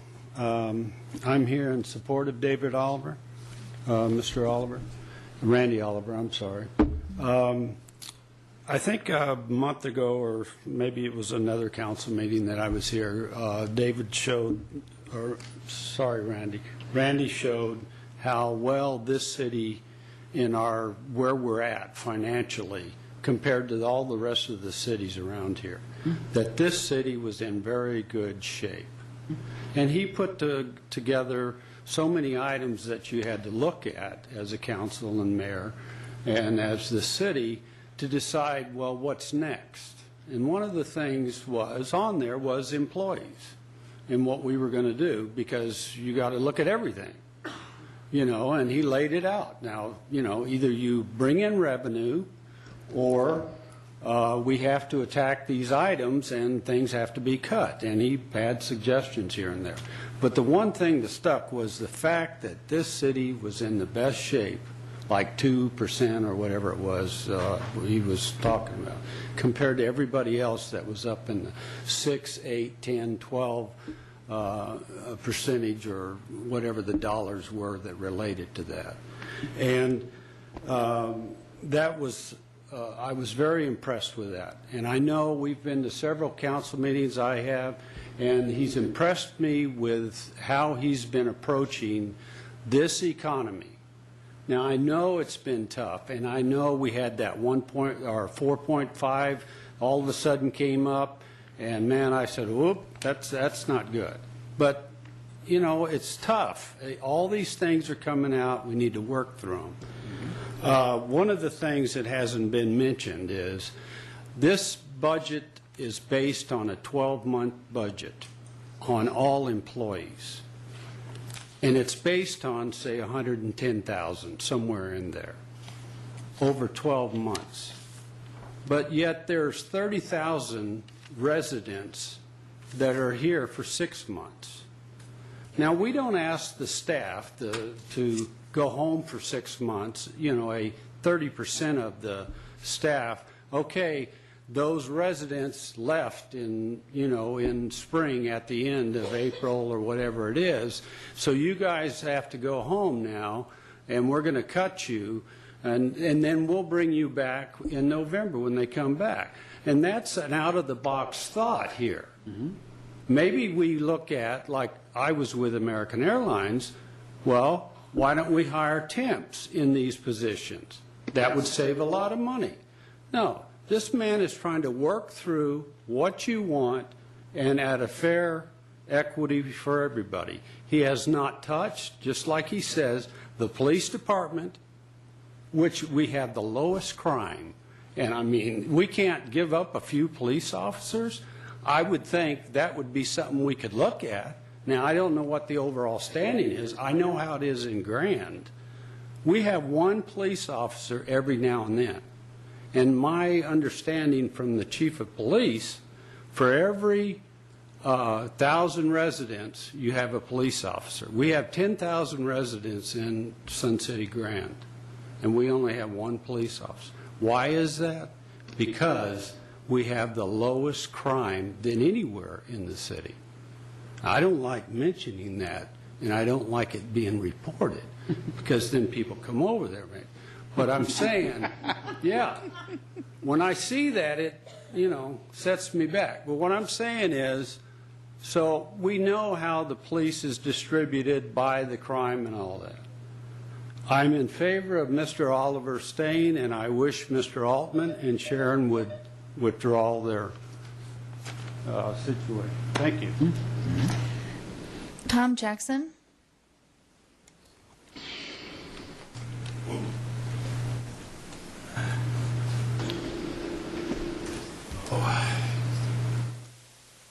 I'm reminded, Mr. Mayor, as to the first moment that we met. I don't know if you remember it or not, but it was in Old City Hall. And we were talking about the credit card situation, the fiasco that was going on. And I said, Mr. Mayor, potential next mayor, are you going to solve this credit card problem? And you said, that's the first thing on my agenda, and you did that. And, we look at how the city has improved over time. And this man is responsible over here for this improvement since he's been here. He's done a wonderful job. I just can't say enough about him. I mean, because he has done a wonderful job, and it's clear to us as citizens of Surprise what the situation is. And we know exactly where we are. And I've gotten up here and I've talked about our economy and how things are going and what is happening with our city. I've even said, well, everybody needs to take a 15% cut. You remember that? But I didn't want anybody to be laid off at all. And I thought, well, maybe we ought to make that sacrifice. But he's done a wonderful job, Mr. Mayor. And I, too, Mr. Alton and Sharon, I hope you withdraw what you've done, because it would be a terrible mistake. A terrible mistake. Thank you very much. Paula Forster.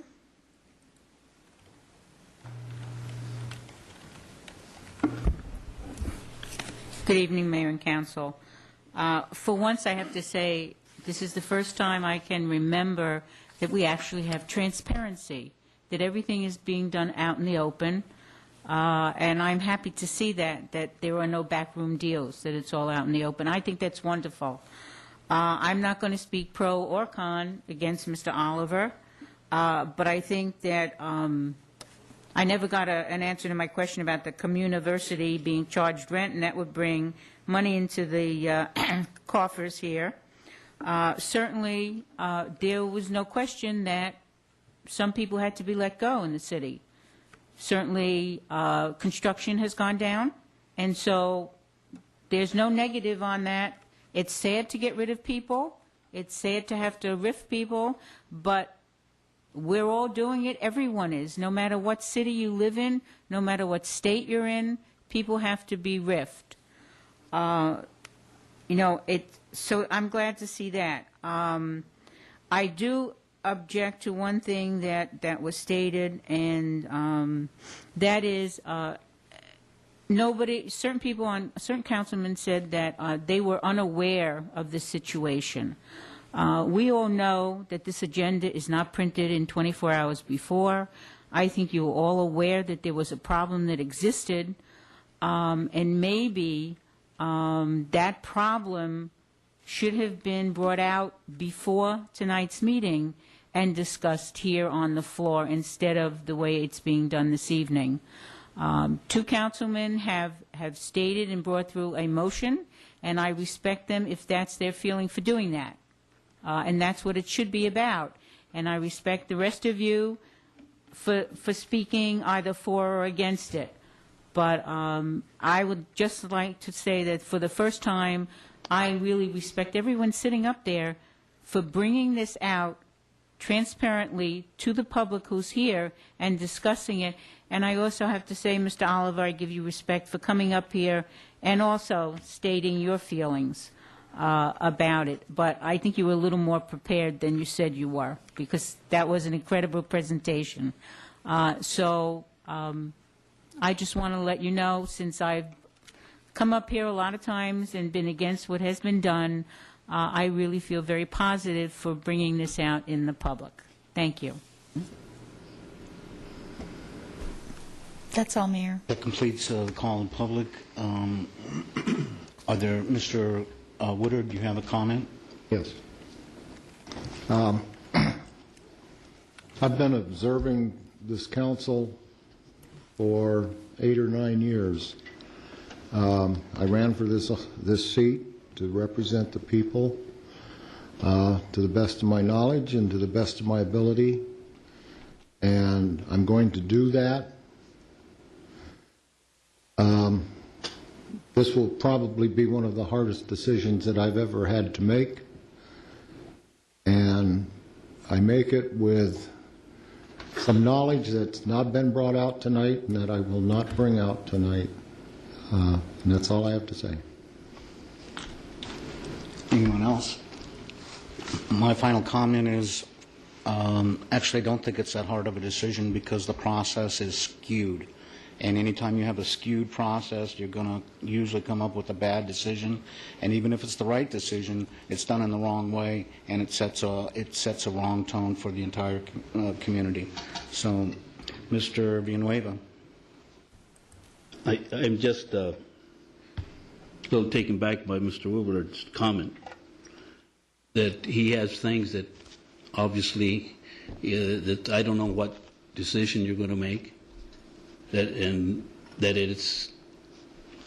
it's part of your decision, and if it's something that's a negative, I think we ought to know, because if it's so negative, I'll help you, but at this time, no. That's all I have to say. Any further comments? The motion before you, I believe, is to relieve Mr. Oliver of his city manager responsibilities without cause. Motion made by Mr. Alton, seconded by Councilwoman Wolcott. Please cast your vote.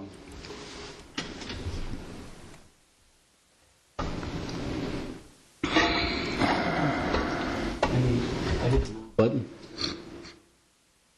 I need to clear mine.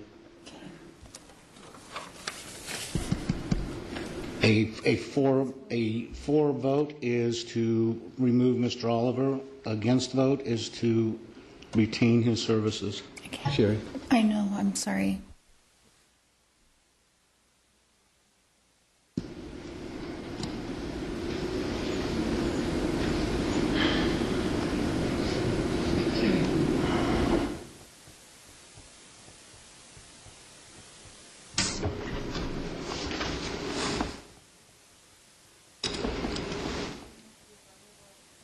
Clear it.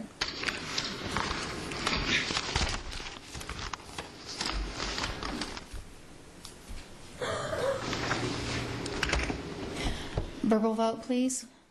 Mayor Truitt. Against. Vice Mayor Alton. For. Councilmember Wolcott. Councilmember Villanueva. Against. Councilmember Hall. Against. Councilmember Woodard. For. Councilmember Williams. For. That is four votes for and 3 votes against. I appreciate the opportunity to serve you all and the citizens of Surprise. That's the wrong decision. Mr. Kolb, I would invite you to take your place up here, please.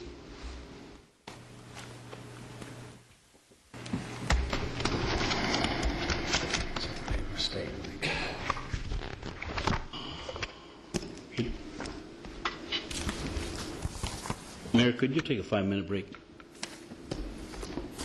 Excuse me? Could you take a 5-minute break? Sure, we'll take a 5-minute break. Thank you.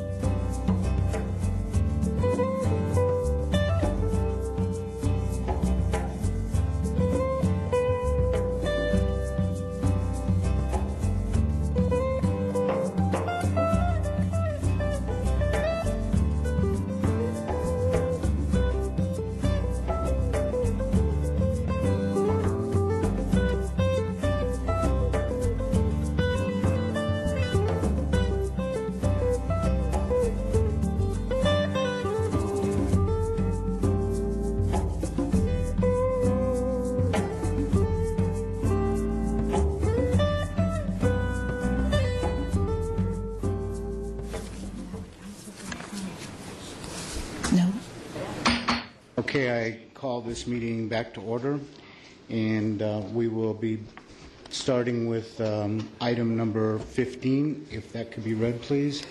Updated the activities of the 2010 Census Complete Count Committee.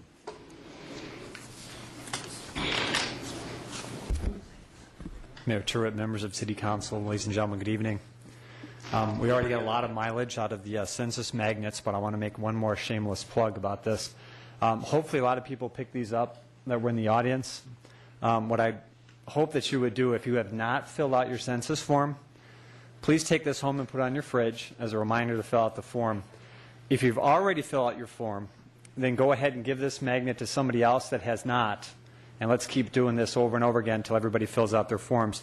We should consider these magnets to be worth $1,300 a piece. It's not what they cost. They're not gold-plated, but for every person that fills out a census form, the City of Surprise will realize an extra $1,300 of income annually, and it is very, very important. We appreciate it. I want to turn this presentation now over to Harvey Noteboom, who's the chairperson of the Complete Count Committee, and he's going to give you just a brief rundown of some of the highlights of the important work that this Citizen Advisory Committee did over the past several months. Harvey.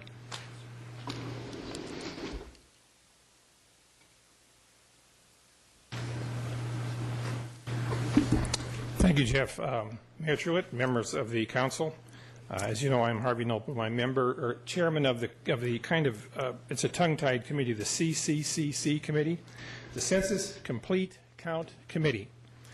And now, for the past 3 months, this committee and the subcommittees within that committee have worked on a number of areas: media, retirement, faith, education, business, and the minorities, and have discussed and implemented a number of ways to get the word out and get outreach out there for our residents on knowing the importance of the census. Now, I'd like to just go over a couple of the things that the committee did accomplish during that period of time. Things you probably have noticed. If you drive down Bell Road, you've seen a sign, billboard, that about 70,000 other cars see each day. Very important for getting the word out.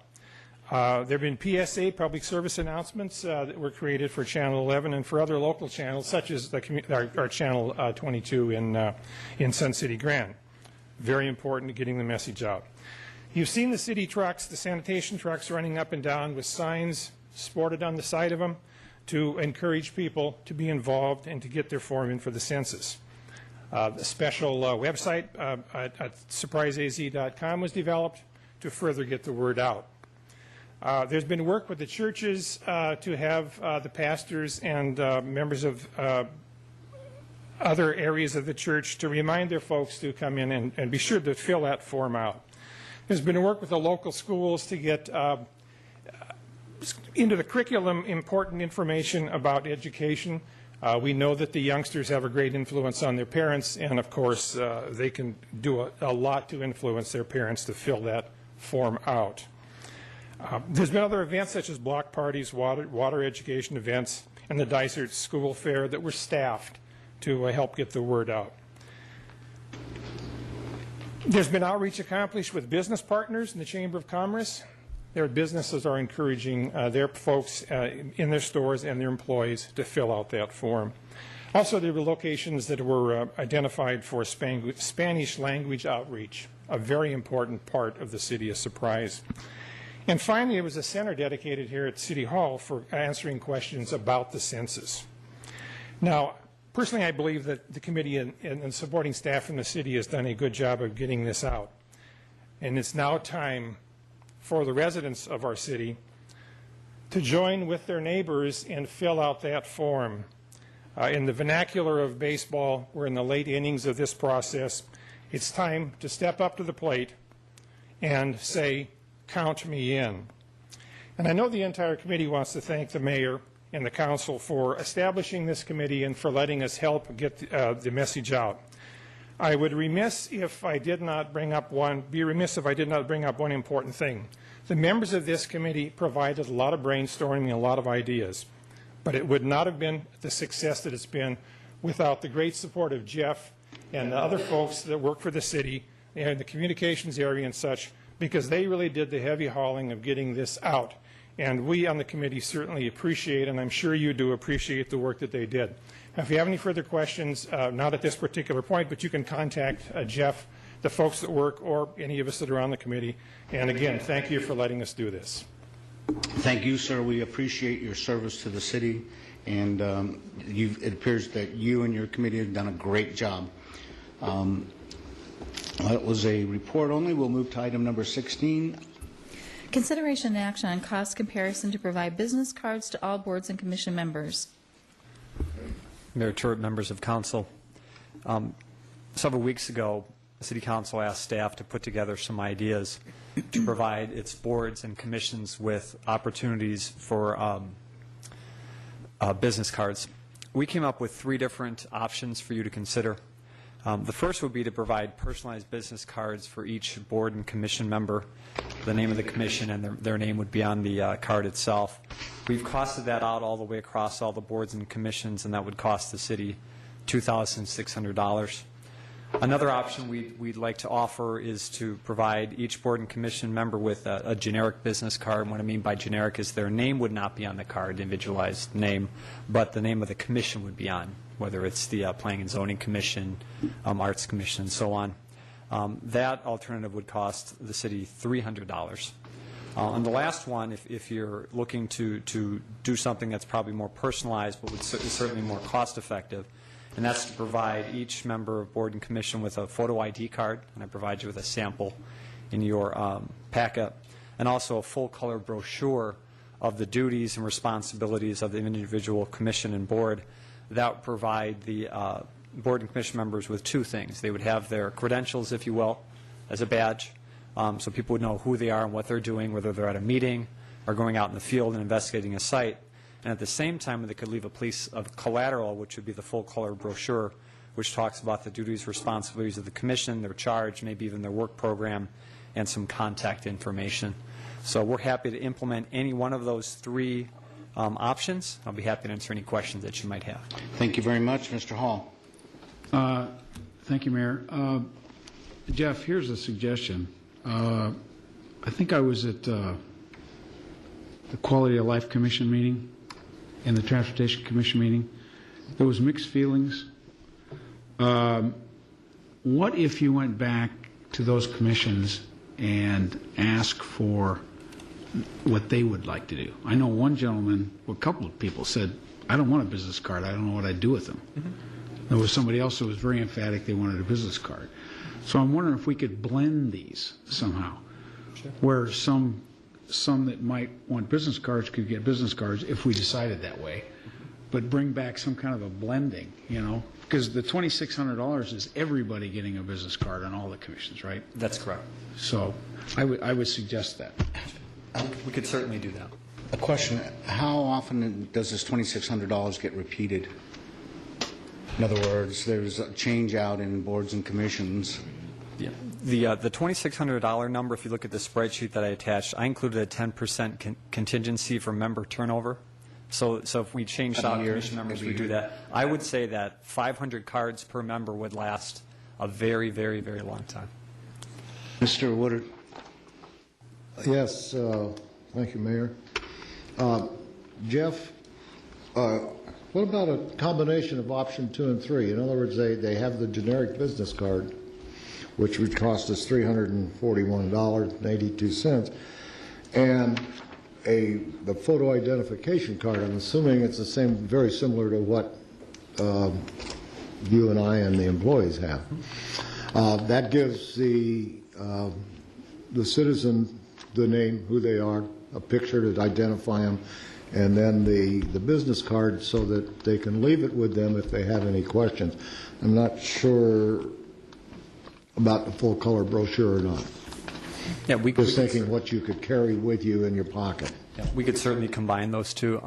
Councilmember Hall's idea about taking it back to the individual boards and commissions and letting them decide is an interesting one, because I think there are commissions that aren't interested. I know we already have a commission that has a brochure and ID card, and they seem to like that. But there may be a few members that really want business cards, and we could provide that opportunity. So leaving it in the hands of the commissions to decide is fine with staff. Ms. Wolcott. I support that decision because I really think that it should be left up. Some people just don't need them, and others do, and I'm certainly supportive. I think it's appropriate to at least find some way to acknowledge them as volunteers if they would like to have a business card when they present themselves in the community, that they at least have that option. I agree with that too. We have a couple more speakers, but I think that's where we're getting close. Mr. Alton. Yes, thank you, Mayor. When I was on the P&Z, I think I only needed business cards twice. When I went out and looked at a piece of property and somebody questioned who I was. I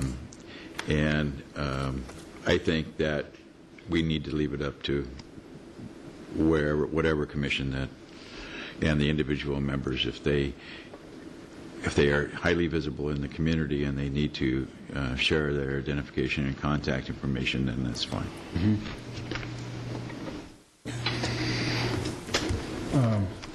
I move to approve the blending of all three based on individual commission member input.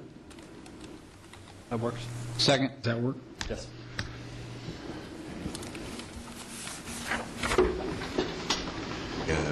All in favor? Please Mayor, cast your vote. Mayor, I have a public speaker.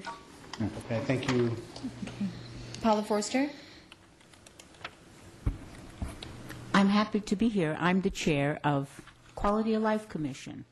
And I have to tell you that I had those 500 business cards. I used 3. I would like to recommend, if possible, to have a generic card with the logo of the City of Surprise, with the phone numbers, and they come on sheets of paper. You have high-quality printers here. Why can't you just print, and we've had a tremendous turnover on our commission, why can't we print in-house 50 cards to give to any member that wants them, or all the board members? It certainly is less expensive. You already have the generic card. We have a beautiful brochure. I hope all of you have received it, to give out when we go out into the public. If you have not, I'd be glad to drop them off. I'm sure Jeff would give them to you. And so, but I would love to have that ID tag, as I'm sure most of my commission members would like to have, besides just a few business cards. We really don't need that expense of all the business cards. So I know there's one commission member of mine that would like all of them, but I think if we could have a generic card and just add the name of whenever you change the member, it really would be cost effective. Thank you. Thank you. I wonder if anybody would object to incorporating that recommendation into the direction, and that is to go ahead and print up some sample cards, what they would look like, so that, you know, hopefully they would be reasonable quality. And does anybody have an objection to that? No. No. Okay. Then we have a motion and a second. We've had a speaker. Please cast your vote.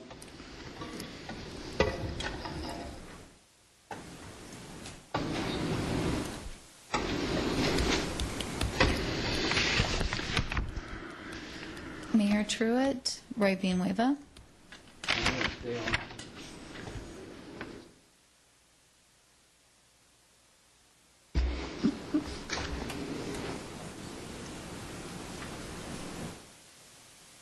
Okay. Okay, go ahead and let go, please. I'll try it, Roy. That's what I do. I let it.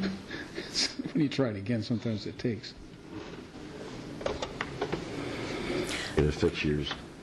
Why don't we just do your voice vote for that one? Roy, what is your voice vote? That would be 7 yes votes. Okay, thank you. Before we move to the next item, it's been brought to my attention by the city attorney, and I made an assumption that the acting city manager would be the existing assistant city manager, but that may be a wrong assumption, and so I believe that we need some direction as to who the acting city manager is going to be. I will defer to HR Director April Reynolds for some direction. Thank you, Mayor. Members of the council, perhaps through the city attorney, you can give guidance on who would like to be the acting city manager moving forward. Does anybody have an objection to Mr. Kolb acting? I think that this item will come back in a couple of weeks to give some direction as to which way we're going to go. Does anybody have objection to Mr. Kolb acting as city manager for that time period? For a couple of weeks? Yeah. I don't have a problem with that. No problem. Then we select Mr. Kolb. Thank you very much. Thank you, sir. Okay, next item. Consideration and action on the City of Surprise proposed vision statement.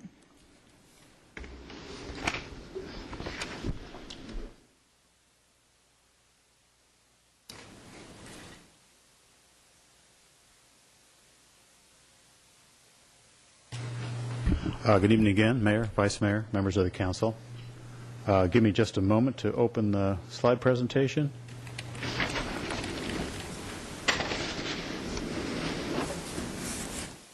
Here we are. Thank you. Good evening once again. I will take you through this process of the visioning statement and a little bit of background, reintroduce the topic to the council, and then ask you for your vote. Quick reintroduction of the purpose of the presentation. First is to reintroduce the topic to the council about a vision statement for the city, to review the development of the proposed or draft vision statement, and to report what that statement is. A little bit of background. At the January retreat, the council established a team to move forward a surprise vision statement. That team was constituted at the retreat and began meeting in February, composed of Councilwoman Wilcott, Vice Mayor Alton, myself, Mr. Coronado, and Ms. Reynolds. The team met a couple of times during the month of February. Yeah, Beg your pardon? I was not involved in that. Sorry. What did I say? Oh, pardon me. I had Walcott and Hall. I had it written right and read it wrong. I apologize. The team met a couple of times on the 8th and the 22nd, probably for a total of about 4 hours, I'd say, of discussions back and forth. The result that the group was shooting for was a vision statement that could be a touchstone for the council and future councils to measure decisions against, meaning that it could be something council could refer to and ask itself, is the decision we're about to make advancing the vision? And we also agreed as a group that it should not be considered a marketing tool or a slogan. We talked a little about making it prominent in council materials, perhaps branding the agendas with the vision statement, and finding a way to display it prominently here in the council chambers. There was also discussion about making the statement very brief. We didn't want to create a long list for council or for any resident to kind of go through. And some of the early iterations, the word quality emerged quite a bit. That we wanted to be a city that was dedicated and committed to quality in everything we did. The concept of sustaining quality, that is being committed to quality moving forward over the course of many years, also emerged during the course of these conversations. The word distinctiveness evolved quite a bit.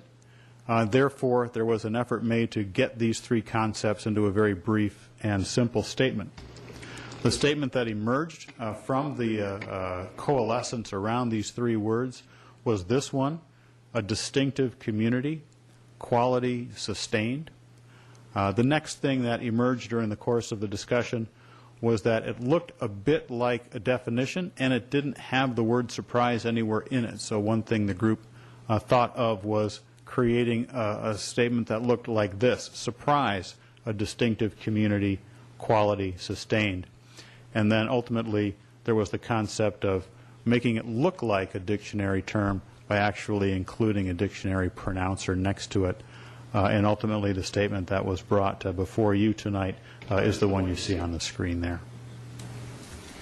And I know that, again, 2 members of the council were on that committee, as were the 3 of us. So any questions you have for us or that you'd like to address to the other council members or if Ms. Wolcott or Mr. Hall would like to add to the discussion or the presentation, of course, that would be appropriate. Thank you very much. In view of the direction, I believe that council agrees on going. Is there anybody from the public that would like to speak on this? Not on this item, Mayor. Okay. Any discussion, Mr. Hall? Yeah, thank you, Mayor. Yeah, I just wanted to add one thing, and that is we looked at the vision statements of probably 20 other cities, and we looked at Sammamish, Washington, which is right outside of Microsoft's headquarters.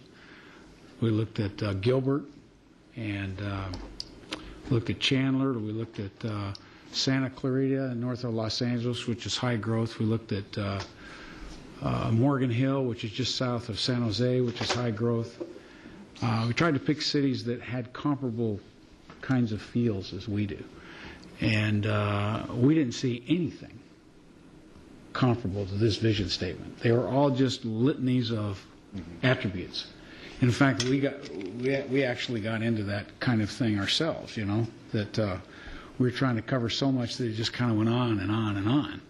And so this is what we distilled down to make it as short as possible with powerful words that kind of says what we wanted it to say as a city, you know. So I was kind of disappointed, you know, in looking at all those vision statements. I mean, Scottsdale's vision statement just was.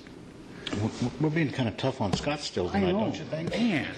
Well, Gilbert's wasn't good either. I mean, I just didn't think. I mean, we all looked at him and said, okay, now what? You know, I thought I was going to get inspired, but we really didn't get very inspired. So this is, and it was really great. Councilman Alton couldn't make it to the first meeting, and we had done something, and it was a lot more wordy than this. And then Councilman Alton's Walcott's input, Councilwoman Walcott's input, we got the thing distilled down a little better, and I think it's pretty good. Great. Do we have a motion? Move to approve surprise vision statement, surprise distinctive community quality sustained with associated dictionary symbols. Second. Motion second. Please cast your vote.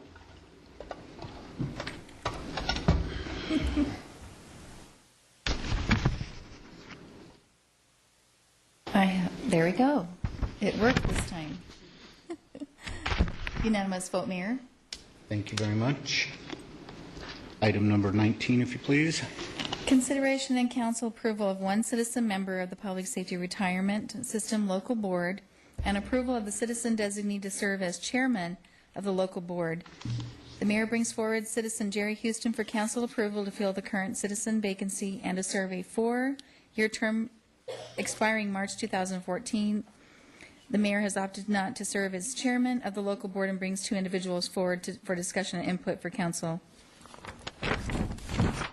Good evening, Mayor, Vice Mayor, members of the council. I'm April Reynolds, Interim Human Resources Director. I stand before you and available to answer any questions you might have.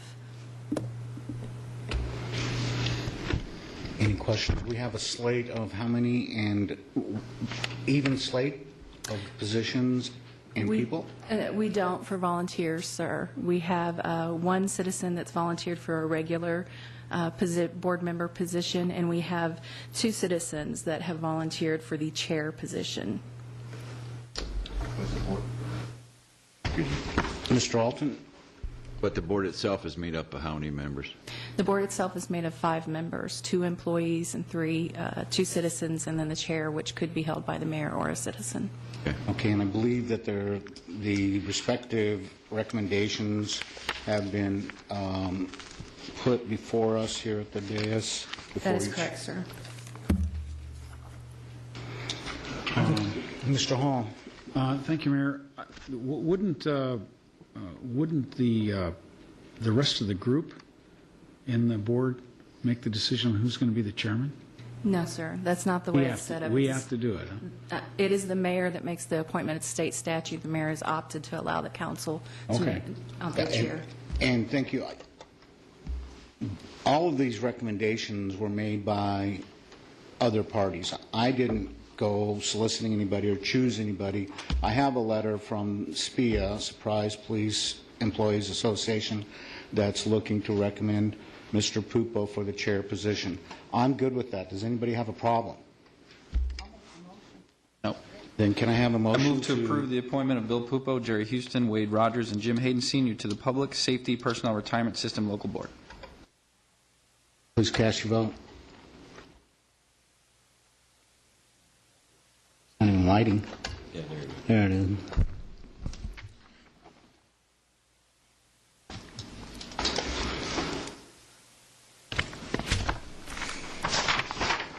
Well, guess who? Villanueva and Woodard. Okay, on this one, all in favor say yes. Yes. Thank you. Unanimous. Thank you. Item number 20. Consideration and action. Oh, I believe, I'm sorry, before we read that, I believe 20 was asked to be continued by the city attorney. Is that correct? Mayor and Council, that's correct. You could either continue it or just not consider it this evening. We're working with the other party to work out a few issues. Thank you. Okay, I don't believe we need a presentation or even a reading because we will not consider this evening. We'll move to item 21.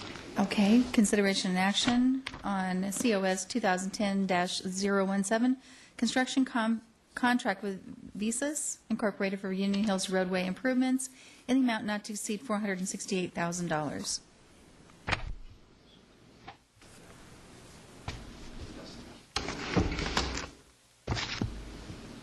How did that happen? Good evening, Mayor, Vice Mayor, rest of the council. Tonight I have a few awards of contract. First one being the Union Hills award to Vices. This is a contract to widen Union Hills. Union Hills from 107th Easterly into Peoria. It's a joint project between Peoria, Maricopa County, and also the City of Surprise. We are acting as a lead agency and awarding the contract with contributions from the other agencies. Have a low bid. We're requesting award of this contract in the amount shown. And I believe there was a question regarding the actual geometrics, and I'd like to put those up to give you an idea of what the project will consist of is adding a third lane. So at each of the intersections, this is 111th as an example, there is an addition of a left-hand turn lane because the issue of this project is that traffic backs up along Union Hills to permit the left-hand turn movements. That happens at 111th, also 113th, and further east of there in Peoria. So for all those intersections, there'll be an additional turn lane as shown here. So that concludes my report. I'll take any questions. Mr. Hall. Okay, thank you, Mayor. How about westbound? There's got to be some kind of a left-hand turn shutdown lane or whatever. It's as dangerous going westbound as it is eastbound, Bob. Both. It'll switch. It'll center left-hand turn lane. So for the westbound movements, those will also be permitted a left-hand turn. You'll have a left-hand turn lane going into those subdivisions. Okay. That's correct. All right. Mr. Woodard. Yes, Mr. Beckley, we had some confusion a while back, or at least I didn't understand it, so I'm going to ask the question. We have a contract of 318 plus a owner's contingency of 150. Would you explain to me a owner's contingency one more time? Sure. And this is the process that we're using here is a hard bid. They refer to this as a procurement method, where we submit we put a bid out, we receive bidders back that bid on the cost to construct the work. And those quantities are set up where their unit price is contract. So for each square yard of asphalt or a ton of asphalt, they bid a certain amount. So for the work described on the plans, each bidder fills out their list of quantities and prices, and they come up with a total price. And that total price is what you see before you there. In addition to that, construction does change in the field. There are other work that is necessary to complete.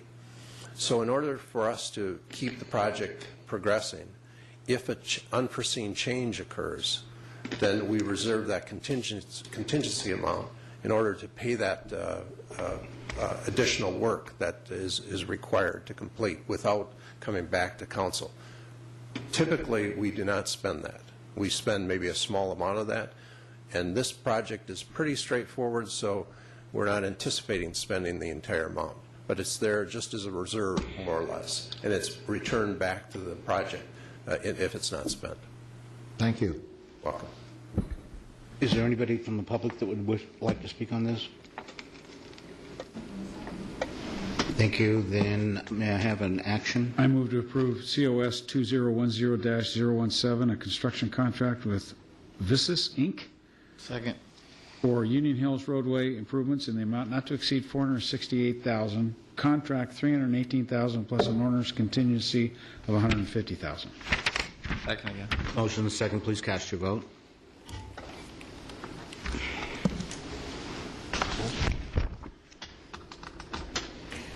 Unanimous vote, Mayor. Thank you. If you'll read item number 22. Consideration and action on COS 2010-020, a construction contract with Summit Builders for the Park and Ride facility in an amount not to exceed $1,212,000. This item before you is another award of contract. If you may recall that this is funded by the Regional Public Transportation Authority, or Valley Metro. The city has received a grant to complete this, and all costs are included. The bids that were received, again, are under what was originally estimated, so we're within budget. We're requesting that the low bid, Summit Builders, be awarded this work. Anybody from the public like to speak on this? Discussion? Mr. Hall? Yeah, Bob, what does this buy us? Asphalt? This buys us the complete facility, the pavement, all the parking stalls. We do have some portion of the stalls that are covered. We have photovoltaic cells that will supply energy to some of the lights and also to some of the other electrical, portion of the electrical needs. Okay. It'll be wired into the grid, but it still will be another PV situation. And there'll be one facility, one bathroom in there for the driver that has to use this route.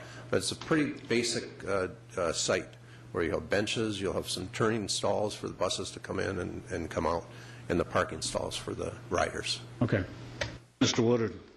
Mr. Beckley, is there any chance we're going to lose this funding, or has it already been funded? It's, I know people are sweeping money back and forth wherever they can get it. I just want to make sure we don't go out on a limb here. No, this was not part of the LTAF monies that were swept. This is a grant that has been basically dedicated to the city. We've already drawn upon it. Thank you. Okay, may I have a motion? Oh, wait, Ms. Wilcott. I'll make the motion. Oh, okay. I'll make the motion to approve item number COS 2010-020, a construction contract with Summit Brothers for the Park and Ride facility in the amount of not to exceed $1.212 million. Contract $1.010 million with an owner's contingency of $202,000. Second. Motion and second. Please cast your vote.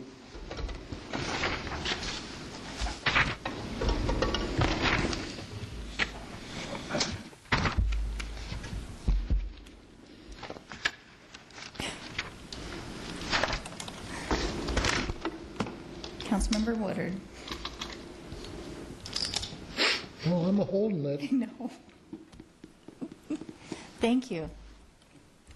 Unanimous vote, Mayor. Thank you. Item number 23. Consideration and action on resolution number 2010-33, objecting to the issuance of a permit by Maricopa County Air Quality Department for the installation of a new asphalt plant near Coyote Lake subdivision. As mentioned earlier, there has been much discussion and concern over the issuance of air quality permit for the asphalt plant of Lafarge by Maricopa County.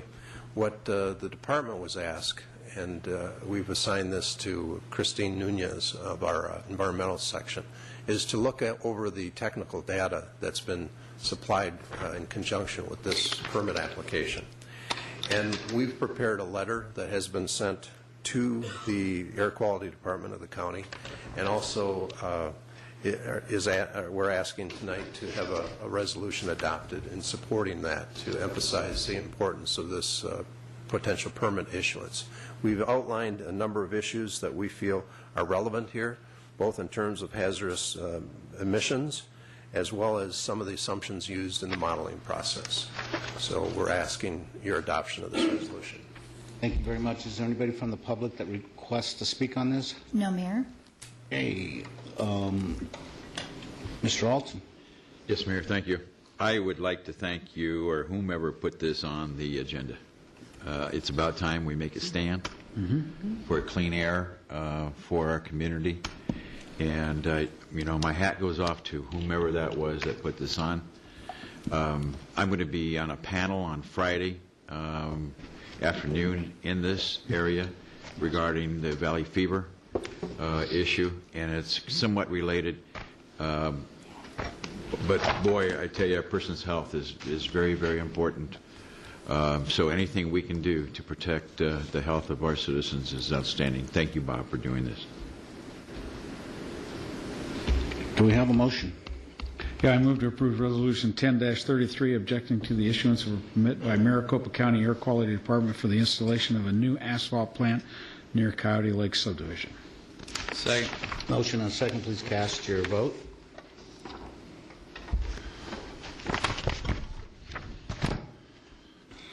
Thank you. Unanimous vote, Mayor. Thank you. Item 24. Thank you. Consideration and action on a facility use agreement for 1,166 square feet of space for a period of 3 years within Building B of the Arizona AZ Tech Accelerator, to the company Catalyst Business Development Incorporated, a technology integration service provider. Great. Thank you. I bring two companies to you this evening. What we've typically done is I'll tell you about the companies and then you'll vote on them individually, of course. Catalyst Business Development and Rigid Wall Designs, which are the companies that are here tonight, are exciting companies. I think both of them represent the future of their respective industries. Catalyst Business Development basically is a cutting-edge business that will revolutionize the way we use our mobile telephones and how we market to the world. They are already in a strategic relationship with one of our tenants, Waiter.com, which was, if you remember my presentation about word of mouth and the importance of that, there's buzz going, and Waiter.com had a relationship with Catalyst and recommended that they talk to us. So that's exciting that we got a referral from one of our tenants. It's a good sign. Rigid Wall Designs represents the sustainability industry. They, again, are the future of the sustainability industry. They focus on designing and engineering, fabricating and assembling products that will help businesses in the future construct LEED certified buildings. I have both CEOs with me this evening if you have any questions. Okay, and thank you for combining the two presentations. Are there any questions, Council? If not, Matt, is there anybody from the public who wants to speak? No, Mayor. And have an action. I move to, I motion to approve a 3-year facility license agreement between the City of Surprise and Catalyst Business Development Inc. within the AZ Tech Accelerator. Cast your vote. Oops. Did we get a second? Second. Cast your vote. Unanimous vote, Mayor. Great. Thank you, and we welcome the businesses to Surprise. Thank you. Thank you for plugging Valley. I make a motion to approve a 3-year facility use agreement between the City of Surprise and the company Rigid Wall Designs. Second. Okay, and nobody wants to speak on this. Please cast your vote.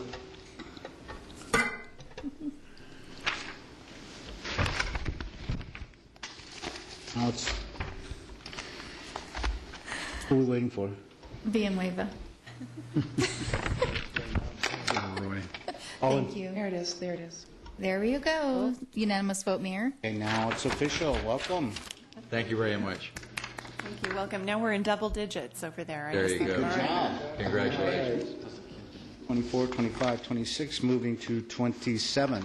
Consideration and action on ordinance number 2010-05, an ordinance increasing and extending the corporate limits of the city of Surprise. To members of the council, I can cover both of these items with one presentation as well.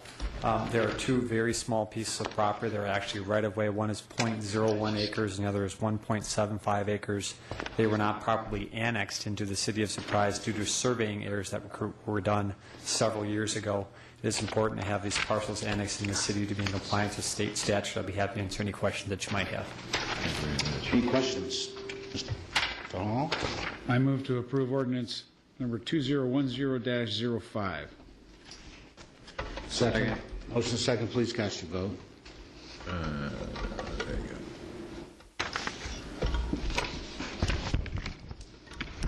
Do the next one, Mike. Hmm? Do the next one. Okay, I've got it this time. Unanimous vote, Mayor. Okay, item 28. Okay. Move to approve ordinance, no, wait a minute. Yeah. Ordinance 20110-06. Second. Please cast your vote.